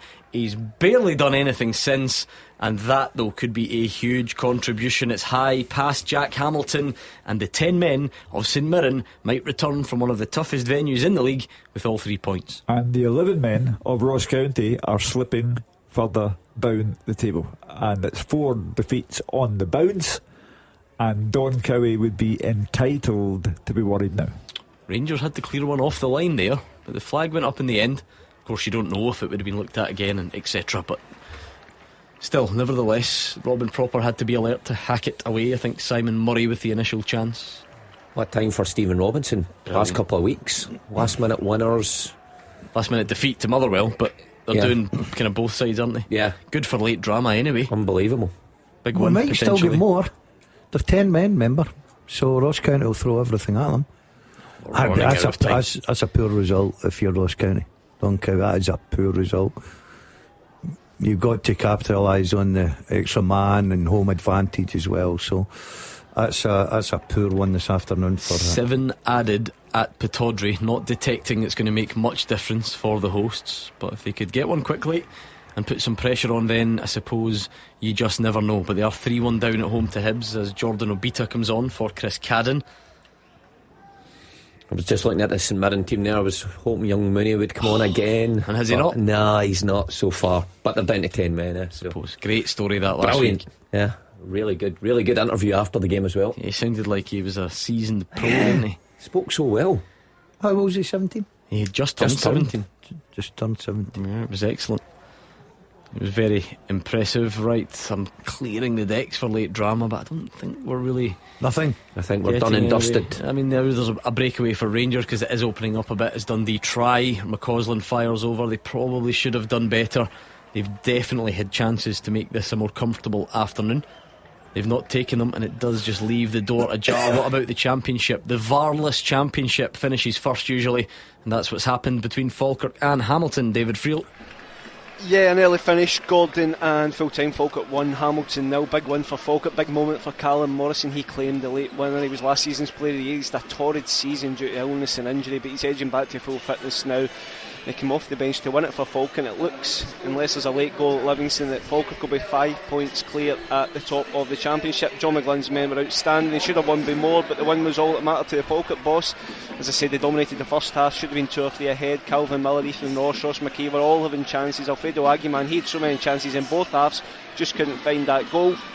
Accies did carry more of a threat in the second half. Ollie Shaw, Connor Smith both came close, but Falkirk dominated. Aguiman could have had a striker, could have had a hat-trick another day, sorry about the big striker, just couldn't get that goal. It was getting a bit tense getting to closing stages. Falkirk chasing that goal, it finally arrived, 80 minutes. Luke Graham stepped out of defence, started a great attack, ball was worked out to Morrison on the right edge of the box. He stepped inside onto his left foot, found the top corner with a brilliant finish. These are the kind of games I think Falkirk celebrating right now. Full time, Falkirk 1, Hamilton 0. There was a bit of anxiety creeping in at Ibrox, but then Cyril Dessers hit the bar, so it really should have been more comfortable at the end this for Rangers, but they just can't quite get it over the line. Some handbags at Pittodrie, started with Boyle and McKenzie having a little go at each other. Probably some frustration, particularly from the home players and home fans. A couple of yellow cards dished out. See, that's what you do. Just do that at Fir Park last night. Just dish out a couple of yellow cards. Don't get anyone in bother. Your man Cyril Dessers, Gordon, is he aware that you've got him for top scorer when he's hitting the bar late on in games? I'm hoping he is. I always think that if you give him the right service, he is a threat, Gordon, who can get you goals. Sometimes you've got to look at his overall play. His hold-up play isn't as good as what it should be to play that, centre forward role with Rangers, but he can get you a goal, and a bit unlucky there, ball coming off the crossbar. We really are just on full-time whistle watch now. It's hard to imagine we've got time for too much. I think there's about a minute left at Ibrox. Well, there was a good bit added on at Pittodrie, but really can't see that being bridged now. Bad day at the office for Jimmy Teelan. Very. And a huge crowd there to see it as well. You need to monitor their crowds, now that the first flush of enthusiasm for Jimmy Teelan has hit a bump on the road. January's going to be huge for him. Who he adds to his squad, if he can add more quality, if he's got the funds. I think they've got the funds. I think by Scottish standards, certainly. Well, maybe by that time they'll have settled on a fee for Conor Barron. That's true. Which is still rumbling on. How can that be possible? How can that still rumble on for so long? Well, it's extremely lenient on the part of the game's authorities, because a player who is signed in July and in December, you still haven't come up with a fee. So stretched at Ibrox because Dundee were pressing and they were giving it a bit of a go, then Rangers up the other end, but the full-time whistle has gone. Andrew McLean. Yeah, Rangers 1, Dundee 0, the full-time score at Ibrox. Václav Černý with the only goal of the game, but Rangers really should have won this by more because they hit the bar incredibly 4 times throughout the game, but they do come away with the 3 points. They had all of the ball in the first half. They were the much better side, just couldn't properly break down Dundee, who defended well. Yanis Hadji with a shot from distance that clipped the top of the bar. Jeffrey was then filled at the edge of the box. James Tavernier stepped up to take the free kick. That one hit the underside of the bar and bounced out. Václav Černý also had a low shot saved by Trevor Carson. Dundee, as I said, defended well, but they sort of changed things in the second half. They went for quite a high line right on the halfway line, caused themselves problems because just 2 minutes after the break, Danilo with a through ball, it sent Václav Černý through. He had the option of Igaman to his left, but he decided to round Trevor Carson and found the back of the net. There was a VAR check for offside, but the goal stood and that put Rangers 1-0 up. There was then a similar situation. Robin Proper with a through ball, this time a really nice 50-yard low defence splitting pass, found Yanis Hadji. He then cut inside 1-on-1. He scored. The flag went up this time and VAR confirmed that it was offside. They really should have scored their second though through Hamza Igaman. Ross McCausland did come on, tried to cause a few problems. He won the ball back, played it to Bayrami down the right, his ball across the face of goal. Igaman must have been only 6 or 7 yards out, caught it with his instep, caught it cleanly, but smashed it off the bar. Really should have scored. The game opened up towards the end, maybe a bit of anxiety creeping in because Dundee were pushing forward, trying to create opportunities, but what it did, it opened themselves up at the back. Rangers had a good few breakaways. They didn't make the most of any of them. Cyril Dessers hitting the bar in injury time, but it is 3 important points after what was a disappointing week for Rangers leading up to this, and it looks like they'll leapfrog Aberdeen into second place as well. The full-time score at Ibrox, Rangers 1, Dundee 0. What did you make of that, Rangers fans? Was it all about those 3 points? It was still quite a comfortable 1-0, so are you encouraged enough, or would you have preferred a bit more of a finishing touch? Do let us know. They have gone above Aberdeen because, Dave Galloway? Yeah, it's finished Aberdeen 1, Hibs 3 here at Pittodrie, Gordon. That's 6 games without victory now for Jimmy Teelan's men. The hosts nearly took the lead when Keskinen's cross was met by Sockler. However, Bashiri made a brilliant goal-saving block. It was 1-0 in 14 minutes. Clarkson found Keskinen. He made a great run down the left, then cut inside before finishing into the bottom corner. But Hibs equalised just 4 minutes later. A goal kick was flicked on. Rubezic messed up his attempted clearance and Boyle squared for Ewan to tap in. Keskinen very nearly restored Aberdeen's lead with a wonderful curling 20-yard shot that beat Smith and hit the inside of the post, but the ball came back out. However, Hibs made it 2-1 after 35 minutes. Boyle, again the creator, crossing to the back post for Nicky Cadden to net with a superb volley. The Dons forced Smith into action twice in the early moments of the second half. Rubezic's header was touched over after a free kick. Then the visiting goalie tipped the ball over from McGrath, who'd sent in a curling wind-assisted effort from the right-hand side. But the Highdies went 3-1 up on 49 minutes with a fine through ball by Triantis, finding Boyle, who really wasn't marked tightly enough at all, and he calmly slotted past Doohan. The home team tried very hard indeed to get back into things, and Ambrose passed up 3 pretty decent opportunities, heading well over from around 6 yards, running on to Pulvaris through ball, but shooting wide when he really had to hit the target, then skying the ball over after Keskinen's cross. Morris also headed Mackenzie's cross past the post, but the visitors looked very comfortable. They were more than happy being 3-1 up to contain the Dons, to see this one out, and they looked very, very solid. You can maybe hear them celebrating, the players, with their substantial band of fans. Over 1,000 of them have made the journey up, and they're certainly celebrating the Hibs support. Aberdeen, what's next for them? Well, they have a very tough trip to Kilmarnock coming up.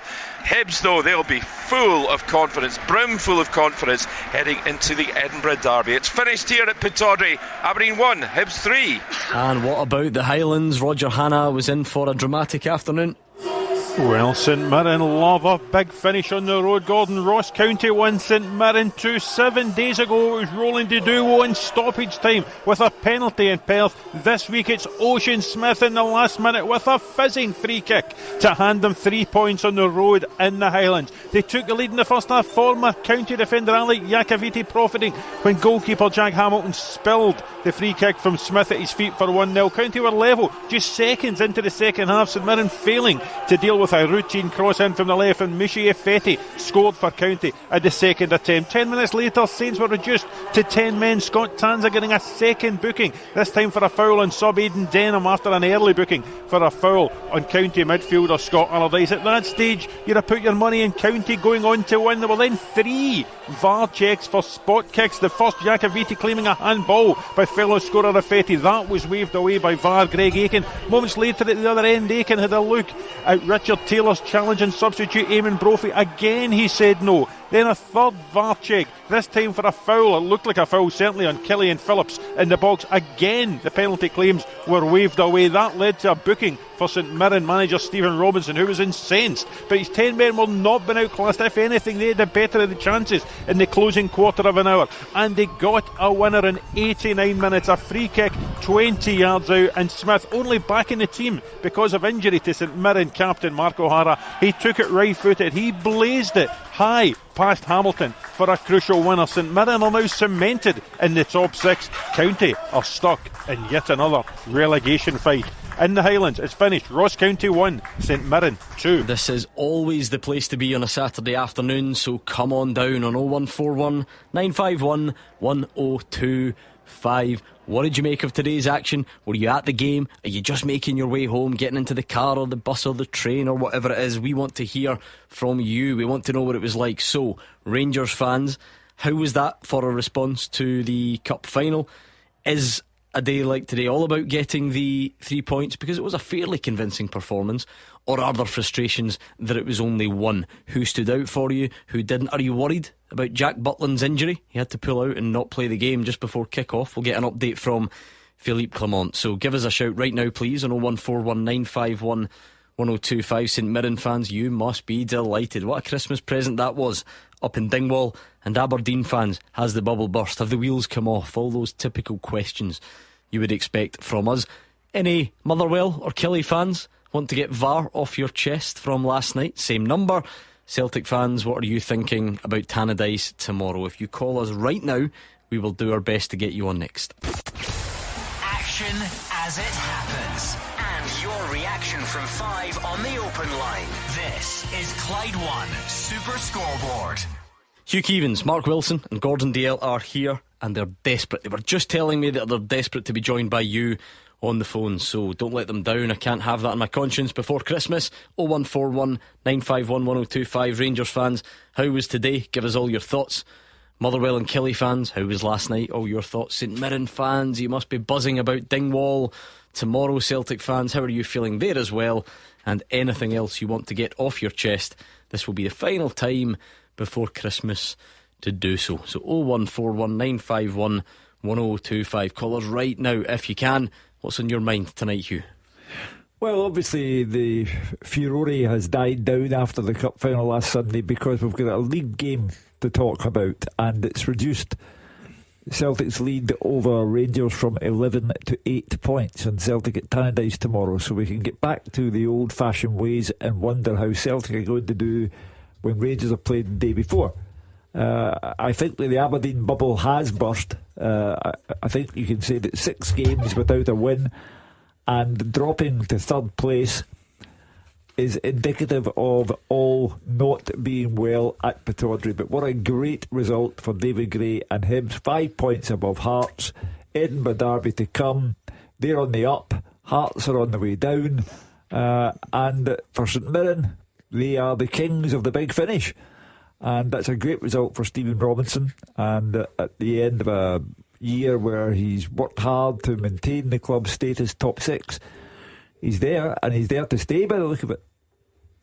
Yeah, I mean, Hibs obviously the big talking point today because they've turned things around, and Aberdeen having quite a dramatic fall from grace at the minute, so they need to steady the ship in that respect. For Rangers, I think today was about getting the 3 points. The performance was fine. It should have been more, but I think they're ticking along nicely at the minute. And Stephen Robinson, yeah, loves a last minute winner. One last week, another one this week with 10 men. That'll feel extra special. And down in the Championship as well, some big results there because Ayr United held on to beat Livy. Falkirk extending their lead at the top, and my team Partick Thistle beating Airdrie away from home. My team. I've got to say, just hearing Andrew Ibrox, it's probably a very comfortable 1-0 victory. I think Clement will be happy with the fact that the way they played in parts of the game. Gordon, a clean sheet again, obviously no Butland in goals. Liam Kelly opportunity, didn't have a lot to do, but I just think the result of the day must go to St Mirren again. Stephen Robinson up there, down to 10 men. We know it's a difficult venue, and he gets a late winner, more drama, and a great 3 points to come down the road with. Yeah, come on then, let's hear what you made of today's football. That's the beauty of these Saturday afternoons. Rangers fans, you'll be getting back in the cars. No, you'll be stuck in that traffic. I know, I've been there on these Saturday afternoons coming out of work, so give us your thoughts. How was that today? Is it just simple about getting the 3 points? Was it a convincing enough performance to satisfy you? Or are you the type that gets a bit worried when it's only one and you worry that it should be more? Give us all your thoughts there. There was no Jack Butland today. You can see the Twitter rumour mill in full flow about that one. We'll get Philippe Clement's answer on it very soon, so don't go anywhere. What about you Celtic fans in terms of tomorrow? James Forrest's out for quite a bit. I don't think anyone expected necessarily him to start the game, but obviously it's one less option, one fewer option. So what are you thinking ahead of that trip to Dundee United? Give us all your thoughts on that, please. I'd love to hear from Aberdeen fans if there are any. Are you worried at this? Is this a slump now?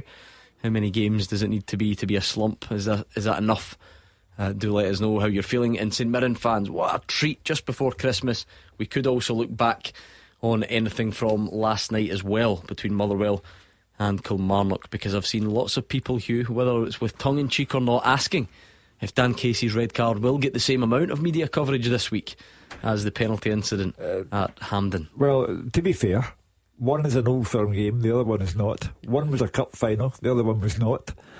The law of supply and demand means that when you have tens of thousands of Rangers supporters up in arms, then it gets a bigger coverage. However, last night was a bad one from the referee's perspective, and when Stuart Kettlewell can use his press conference to say it is one of the 3 worst decisions he has ever seen in his professional life as player and manager, then you have to stop and consider that. I don't mind if it's not the top flight. If there's something out there that you think needs brought to the attention of the country, that can be why we're here as well. 01419511025. Do give us a call. As always, if there's a big game on involving one of the big 2 in Glasgow at 3 o'clock on a Saturday, we don't always get the luxury. So Rangers fans, I know it might not have been the most exciting afternoon of the season, but whatever your post-match analysis is, we would love to hear it right now if you could. So please, 01419511025. That's the number Robbie dialed. What's your point tonight, Robbie? All right, Gordon, how's it going? Good, thank you. Good evening. Yeah. I'd just like to make the point. about the Motherwell player getting sent off last night against Kilmarnock. I think that's the worst decision I've ever seen, ever. Now, just to in case anybody out there hasn't seen it, we've got a Motherwell player who's been antagonised by a pull on the elbow. In close proximity, he turns round, shoves the Kilmarnock player roughly at the height of his badge on his shirt, and it slides up, and it doesn't even go into his throat, it goes onto his collarbone area. I find that handbags, and most referees, I want to see what Willie Collum says on the VAR next week, next month about this, because that's either, from most referees I've seen hundreds of times in the past, been inside Celtic Park, watched them on TV, it's either you move on and nothing is given for that, or a borderline on a yellow card. That's like most fouls on the park. Sometimes it's a yellow, sometimes it's not a yellow. Not every foul on the park is a yellow card. So that comes under either just move on, lads, or at the very most a yellow card.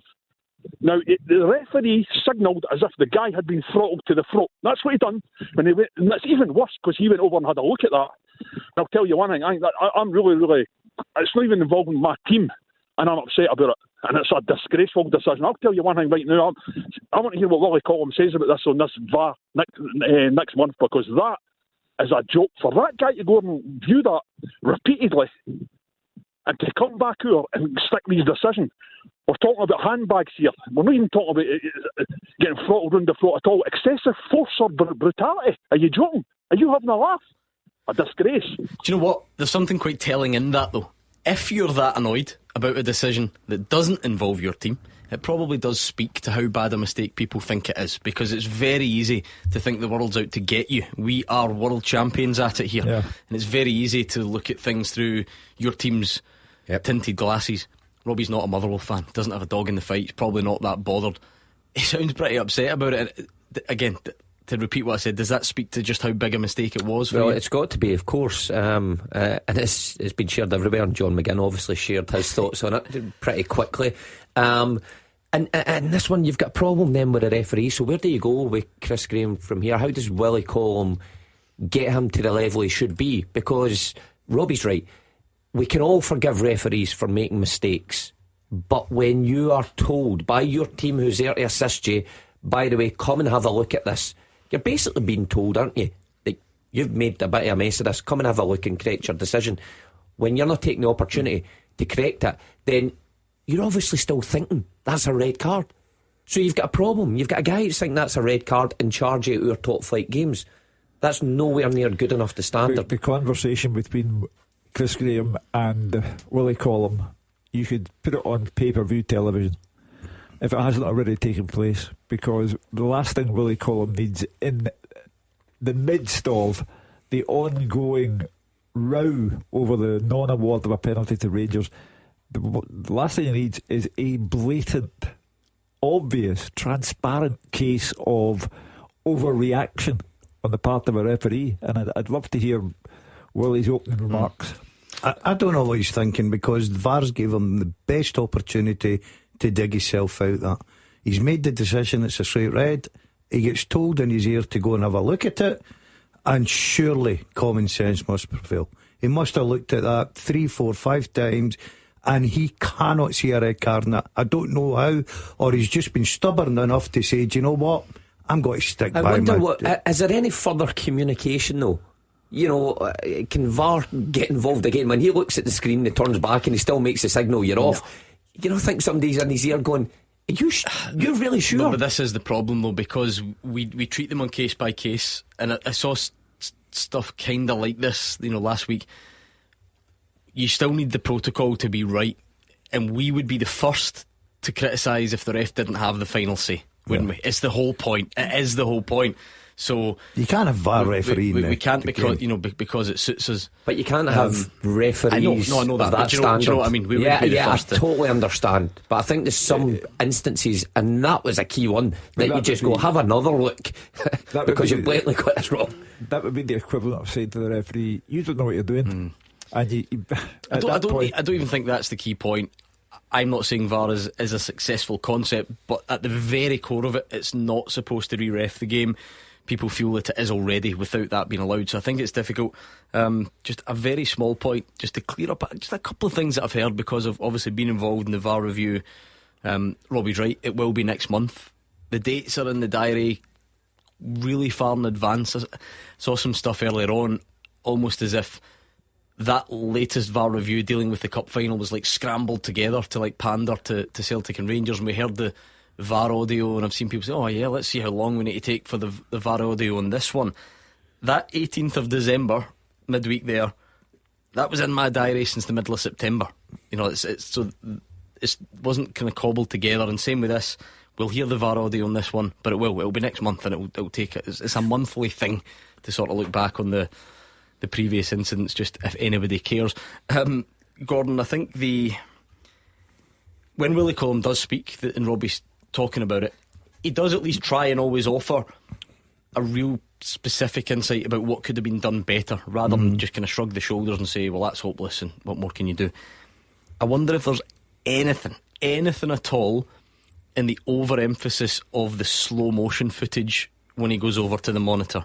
For me, it doesn't make that much difference to me. Quick, slow, I don't think it's a red, but the slow seems to be played quite a bit. The slow certainly makes it look worse than it is. Are we trying too hard to let Chris Graham off? We're trying to get the answer to one of the worst mistakes for a long, long time, and what's going through the referee's mind. It could be a case of that, Gordon, because we all know that you see anything in slow motion, it always looks worse. 100% always looks worse. But he's got the opportunity to stand there, take his time, take a deep breath. He's already probably realised when he got the shout, as Mark quite rightly said, look, I've called this wrong here. That's why they're bringing me over to have a look at it. But for to turn round and still come to the same decision was incredible for me. I cannot farm out how he still sees that as a red. Yeah, Robbie, leave us with thoughts on your own team then, heading to Tannadice tomorrow. What are you thinking? I'm thinking about a few changes, Gordon. Just with the fixture schedule coming up, we've obviously got the Motherwell game, St Johnstone, Rangers. Then there's actually two really quick games. There's another one which is, I think, the 5th and the 8th, Dundee United and St Mirren. So we've got a lot of games coming up, and I'm just... See, another thing is as well, I can you've asked me there the new, Gordon, but I think, just to kind of drift away but stay on my team, see Jota coming back. Now, he's not getting his game with this Sam Pally guy. He doesn't play wingers. I think he plays a 3-4-3 with 2 number 10s. So, by all accounts, it was 6.7 million Rennes managed to get him for. So, if Rennes got him for 6.7, Celtic can at least get him back for maybe even less than that, considering he's not in their plans and he's not getting a game. And another thing is, he's only 20. I just realised that I looked up last night. He's only 25, Jota. I thought he was a wee bit older. So what did the panel think about January? Possibly, I mean, by all accounts, they're trying to offload players, Rennes, to free up some money. So I'm just wondering what the panel think of Jota coming back, because at the end of the day, 6.7 million he went there for. He's not wanted. We maybe get him back for the same price or less. What do you think, guys? Jota and Kieran Tierney, Hugh? What a Christmas list that is for Robbie. But you have to take seriously the meeting between Dermot Desmond and Brendan Rodgers in Dublin. Celtic clearly have plans in mind for 2025. Brendan Rodgers ever keen to drive up the standards at Celtic Park. Dermot Desmond, for 30 years, has been bankrolling Celtic, and I think they have big plans in mind. They're very, very keen to maintain the progress that's been made on the European front this season, and Jota coming back would be very, very satisfactory for the Celtic fans. But there are plans there. There are going to be significant signings in January. Whether he's one of them, we'll wait and see. Kieran Tierney, I think, is definitely something that Brendan Rodgers wants to pursue. He never ever flatly denies it, never rules it out on the basis of how much Kieran earns at Arsenal per week. So I think January can be very interesting for the Celtic fans. It feels like at this stage, Mark, there's more in the Kieran Tierney story than the Jota one, but that doesn't mean that can't change. I've no idea. But you can see why it would get Celtic fans excited. Could you really see them pulling off both those? It would be incredible. I think the Celtic fans would love both, and it would certainly upgrade the squad. And you've got to say both positions that they play, left back and if Jota's playing off a side, Celtic are very strong in those departments just now, but I think those two would be another upgrade. So, and if you can sell a player for £25 million, is that what Jota went for, and bring him back a year later for a fraction of that, that's some bit of business. But he's an entertainer. He's exactly what the Celtic fans want to see when they play wingers. But I don't know, I think the Jota one might be a bit of a stretch. Okay, thank you, Robbie. What are your thoughts on Ibrox today? Rangers fans, give us a call. We'll speak to you next. 0141 951 1025. This is Scottish football's league leader, Clyde One Super Scoreboard. Gordon Dalziel, Mark Wilson and Hugh Keevins are here. I am a bit worried about you, I have to say. I know it was the Clyde One Christmas party on Thursday. You've made it to 5:30. I'm struggling. I'm not. Right, we'll move on. It's flagging. Come on, you're nearly there. Let's bring in Nadeem, who's a Rangers fan. Nadeem, what did you make of the game or the result performance today? Hi guys, how you doing? Hopefully you're well. Sorry about that. So my point was around Rangers. So I know you'd asked a question earlier on, Gordon, about what do you feel about the result. For me, it's after Sunday, it's all about 3 points, So I watched the game, we dominated the game, absolutely from start to finish. We hit the bar, I think 3 or 4 times. We dominated possession. We had even more chances than even just hitting the bar. So 3 points is the most important thing, and we've done it. So really happy with that. There's no really more you can ask. But my other point was around. I think you had quite a few Aberdeen fans phoning up previously who were when they were sitting second and quite a few points clear of us, phoning up saying they were split the Old Firm and they were even challenged Celtic for the title. And I had to bite my tongue a wee bit at the time, Gordon, because I like to phone up and say, kill your jets here, but I didn't. I bit my tongue and I've kind of bidden my time. And I'm just phoning up now to say to those Aberdeen fans, how do you like that? You're now third in the table. We've got a game in hand. We're a point clear. Just kill your jets, guys. You'll finish third, and that's where you'll finish the end of the season as well. Yeah, well, but it's a natural supporter's reaction, isn't it? Nadeem's bided his time, and as I say, this is a pivotal moment because the fevered atmosphere around Aberdeen has now evaporated, and Jimmy Tielemans got a job in his hands now, simply to regroup and reorganise that side, because 6 games in a row without a win is poor. With regard to the result today for Rangers, they have to get the League Cup and forget all about it. It's over. Celtic have got it. It's over. And they have to concentrate on seeing if there is any hope whatsoever of even taking the title race back to a stage where there's an element of dubiety about the outcome. Right now, Celtic are effectively 9 points clear given their goal difference. Tomorrow, if they win at Tannadice, 12 points. If they don't win, then you start to think, OK, January 2nd, Rangers have the opportunity at Ibrox to cut that lead even further, and we'd have something new to talk about. All depends on Celtic tomorrow. I still feel like Rangers not going second until the 21st of December is a credit to Aberdeen, Gordon, but I suppose it has tailed off pretty quickly, and can't really make excuses for that either. Yeah, and we hear that, the amount of people are going along to their home games as well. A terrific crowd today, giving them their usual loyal support. But I thought it was always going to be a big ask. It's over the course of a season. Aberdeen have got off to a really good start. Yes, they've taken the dip. That's what happens. That's what happens to teams like Aberdeen, and we've seen it with Motherwell, Dundee United, St Mirren bouncing back. We've seen it all the way down the league. But if they could finish third this season, Gordon, I think that's an achievement in its own. They're not going to catch Rangers or Celtic. They're not going to split the big two. That's not happening.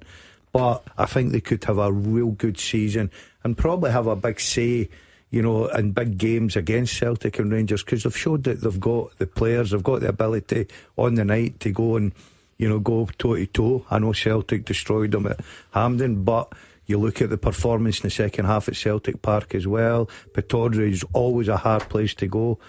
They've fallen away a little bit, but I think they'll bounce back because I think they've got good players up there. See, on the subject of today specifically, Nadeem, what is it about today that makes it much more palatable than some of those previous narrow wins?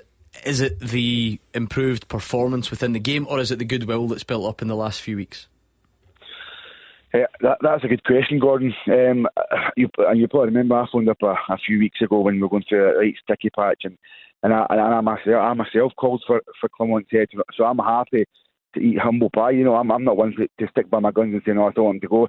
He's absolutely built up some good credit in the bank because of the result that he's had and the run that we're on to take off the cup final. But so what pleased me about today, I think it's just the manner we went out. You know, we only scored one goal. Of course, we only scored one goal, but we still won the match. I mean, we won it comfortably, even though it was 1-0. There was never really any doubt that we would win that match. We were never really uncomfortable at any stage in the game. So for me, he's built up the credit, and that will last for a while, depending on what happens in the 2nd of January, obviously. But I think we've got to go into that game now full of confidence. We know we can give Celtic a game. We showed it in the cup final, and barring any kind of crazy refereeing decisions, hopefully we can get the 3 points at Ibrox. And as Hugh says, if we get 3 points at Ibrox, I'm not saying that the league title's back on, but I would say that there's a better chance of us doing something than being 12, 14, 15 points behind. Yeah, I mean, you look at those results, Mark.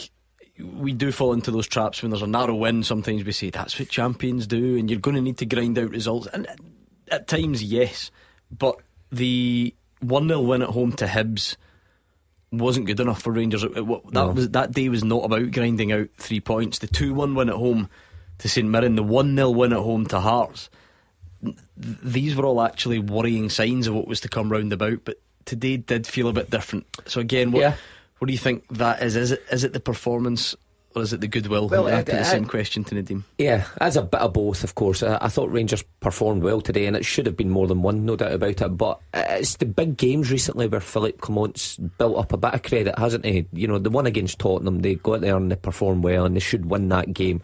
Those are huge nights for any manager to get right, and he got it right tactically, he got it right, and his players got it right on the night and were unfortunate.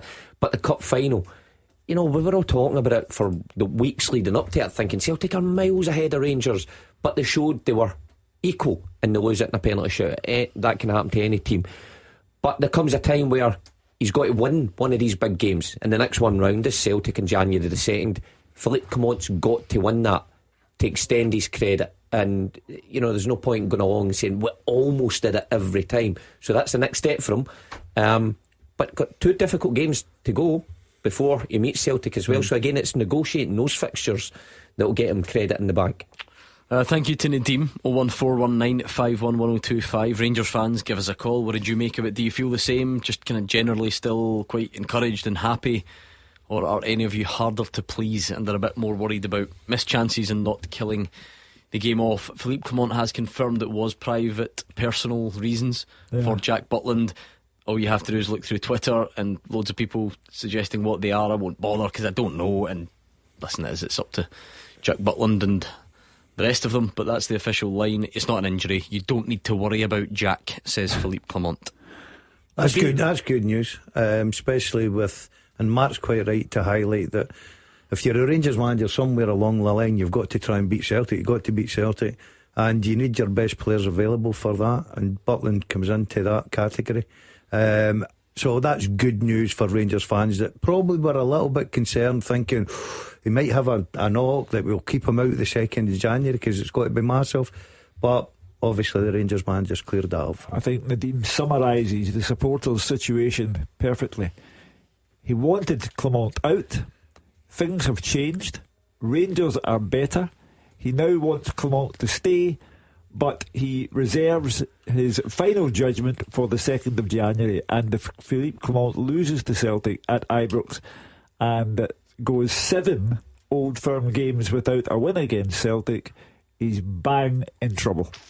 01419511025. That's the number you need. The managerial reaction starting to make its way to us as well. I'd like to hear from you, St Mirren fans. How good was that? You're loving the late drama this season, getting it right in Perth and right in Dingwall. Didn't go your way at home against Motherwell, but you certainly are worth hanging around for in terms of drama. So how are you feeling today? We can do more on Motherwell Killie last night if you so fancy. And what about tomorrow? The Mark Wilson derby, is that what that's what it's no known as one is calling worldwide. it? All over Europe they're talking about that, aren't they? Exactly, they certainly are. I love that. I love playing for both sides in this game. Always good games. It'll be tough for Celtic tomorrow. No easy. Jim Goodwin's organised his team well, especially at Tannadice. It'll be an entertaining game. The Scotsman, the famous Scotsman Jim Goodwin. Did Did you hear this on the teaser a few weeks ago when Gordon Dalziel thought Jim Goodwin was Scottish in face of the Irish he lives in accent? Cumbernauld, so he's Scottish. But I loved that, the way Mark tried to dress that up there. I love playing with both of them. Aye, right, so you did. What's the potentially surprising fact surrounding Brendan Rodgers in this fixture? Ooh, don't tell me he's never won at Tannadice.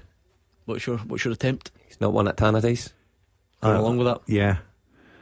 He's never lost at Tannadice. I raise you all. Never been. Never been to Tannadice? Weren't in the league when Brendan Rodgers was here.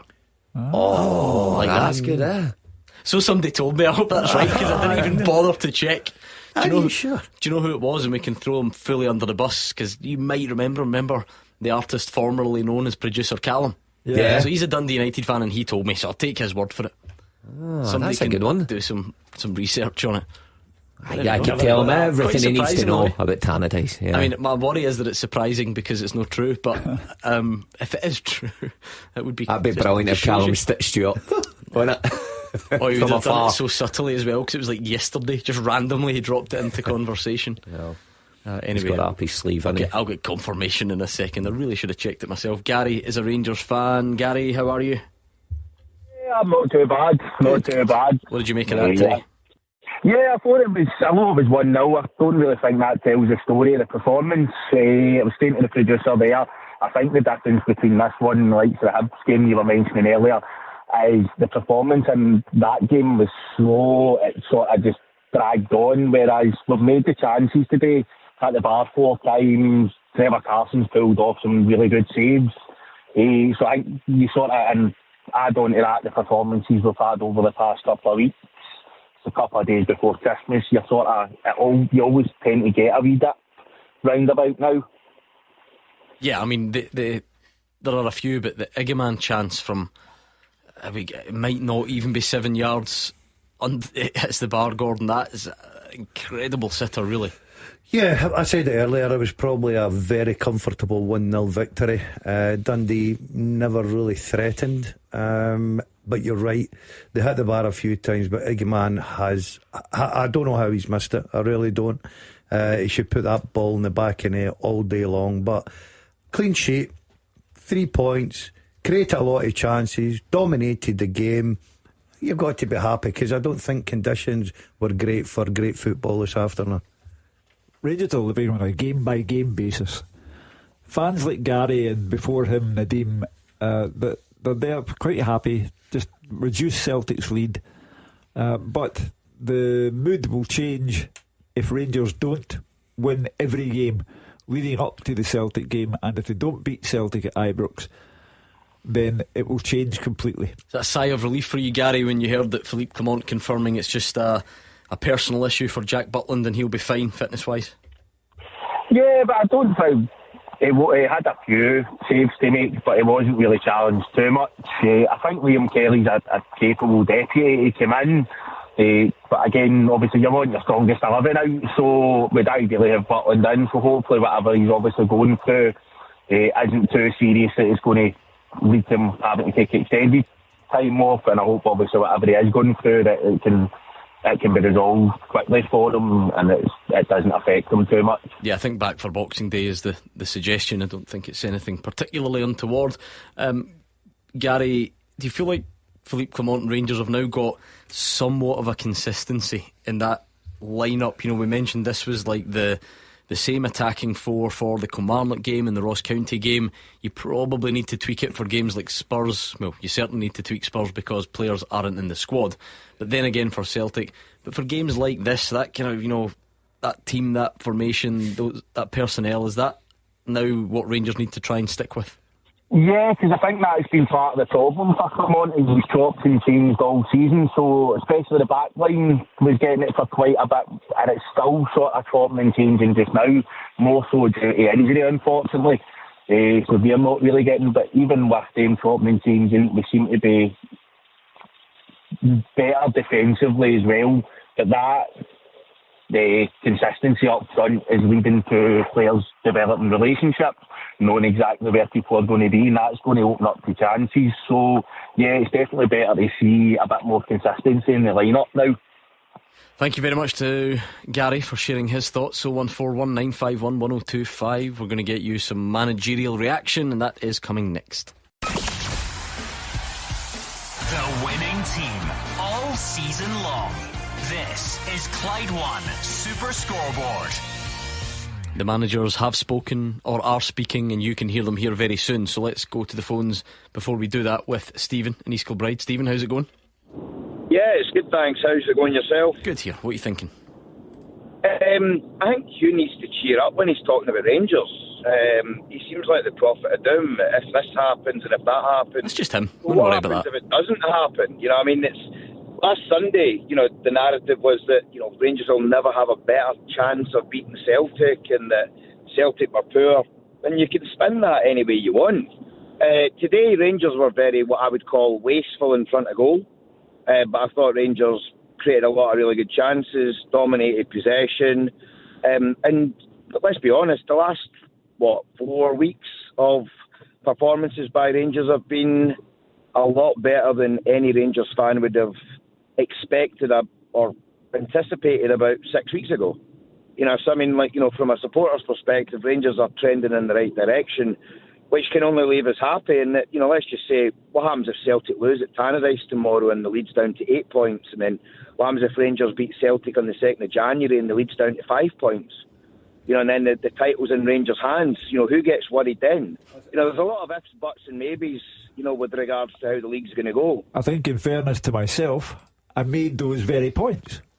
I was the one who said that it's all about Celtic and Rangers now. It's back to forget Aberdeen, they're out the equation, and I've made the point that if Celtic should drop anything tomorrow, it's a massive encouragement to Rangers, and then it all comes down to January too.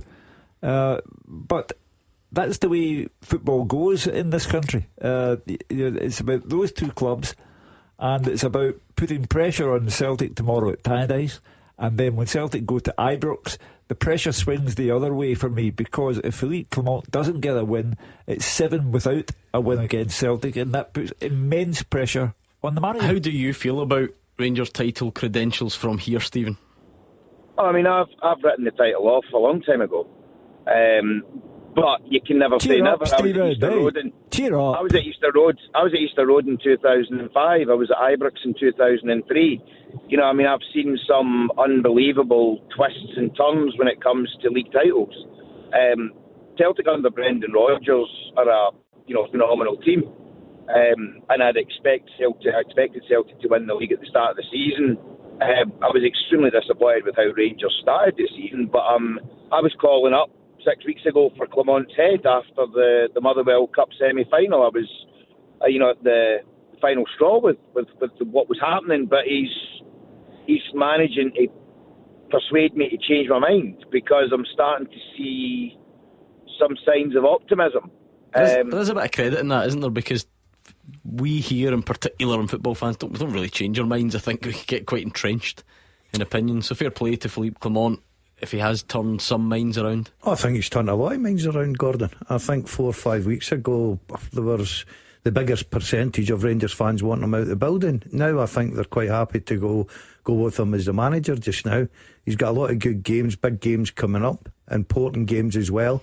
I think he's got to take a bit of credit, because they're starting to play with a bit of style. I thought against Spurs they were excellent, and only for the fact that Fraser Foster pulls off a worldly save, then they're going to win that game. Celtic, we can talk about the cup final all day long, goes to penalty kicks, fine. They get a good result today, dominate the game, create a lot of chances. I do agree, wasteful in front of goals, but it's another clean sheet.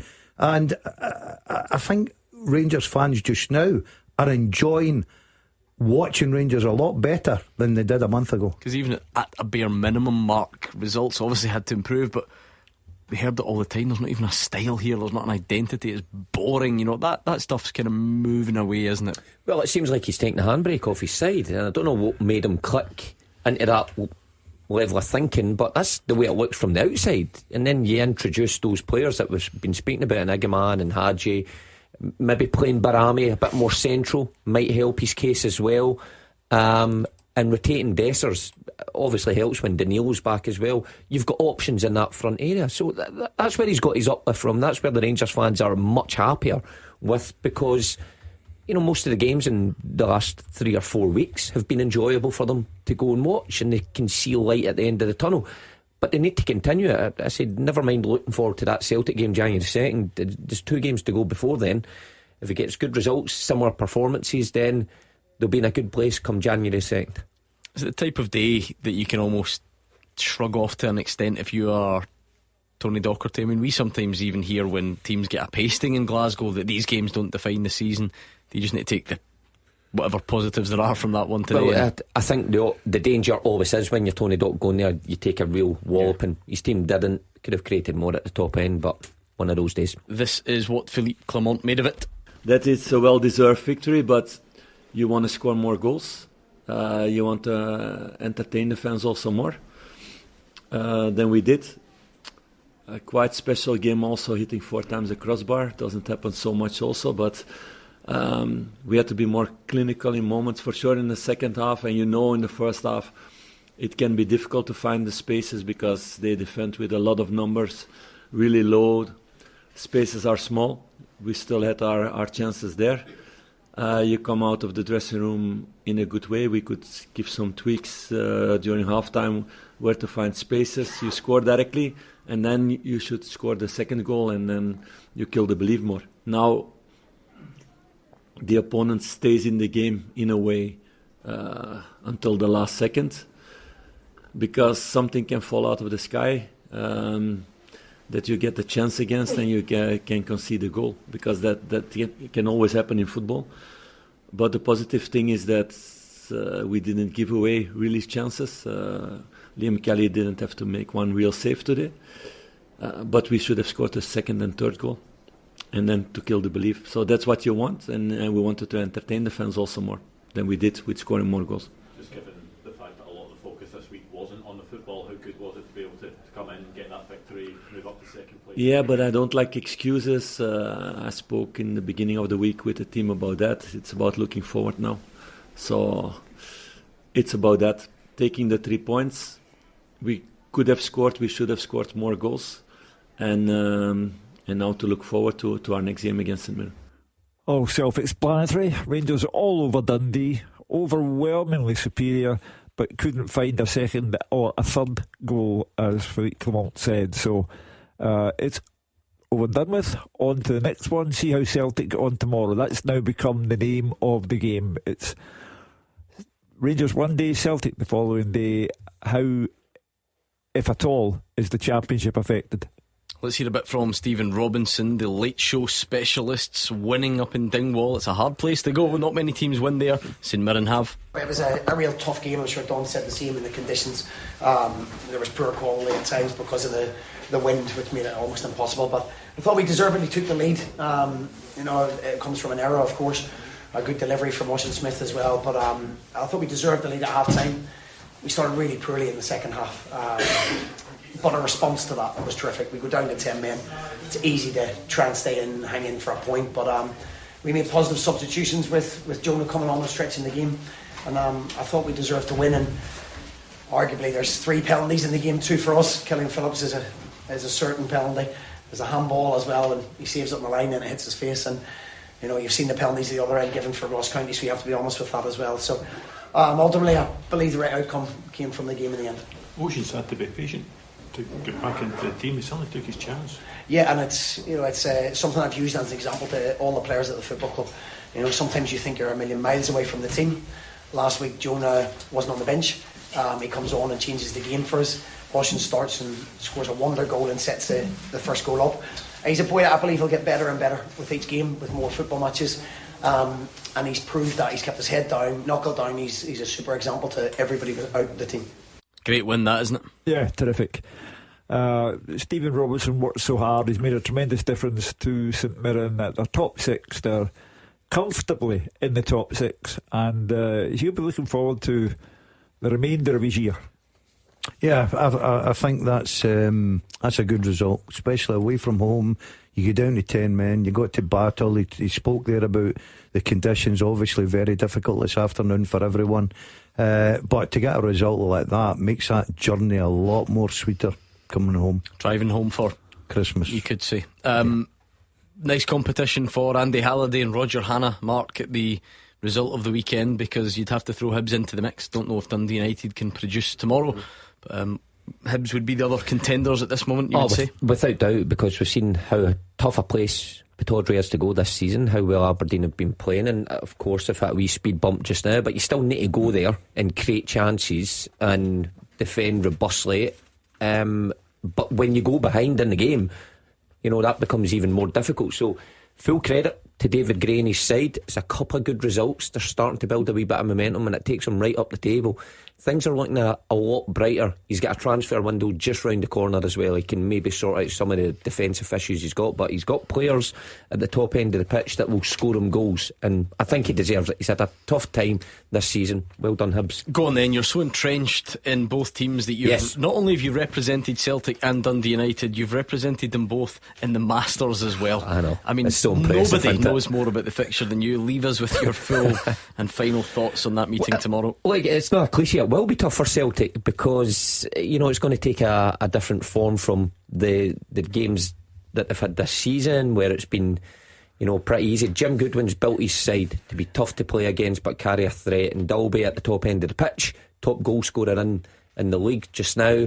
So it'll be difficult. I still see Celtic winning it, but I don't think it'll be a canter. I think it'll be by the odd goal. Gordon Dale, I think you need out of here early. You can go. 30 seconds. They all count. He's nearly asleep. Get out of here. Hugh Keevins, you can round us off.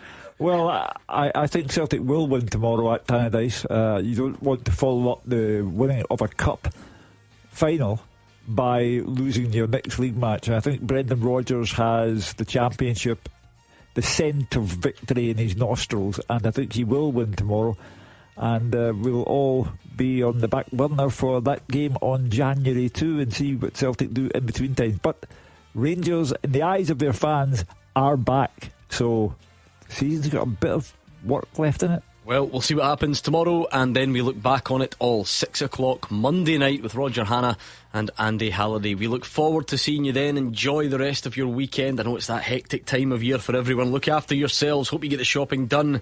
6 o'clock on Monday it is, but in the meantime, it's George up next with the GBX.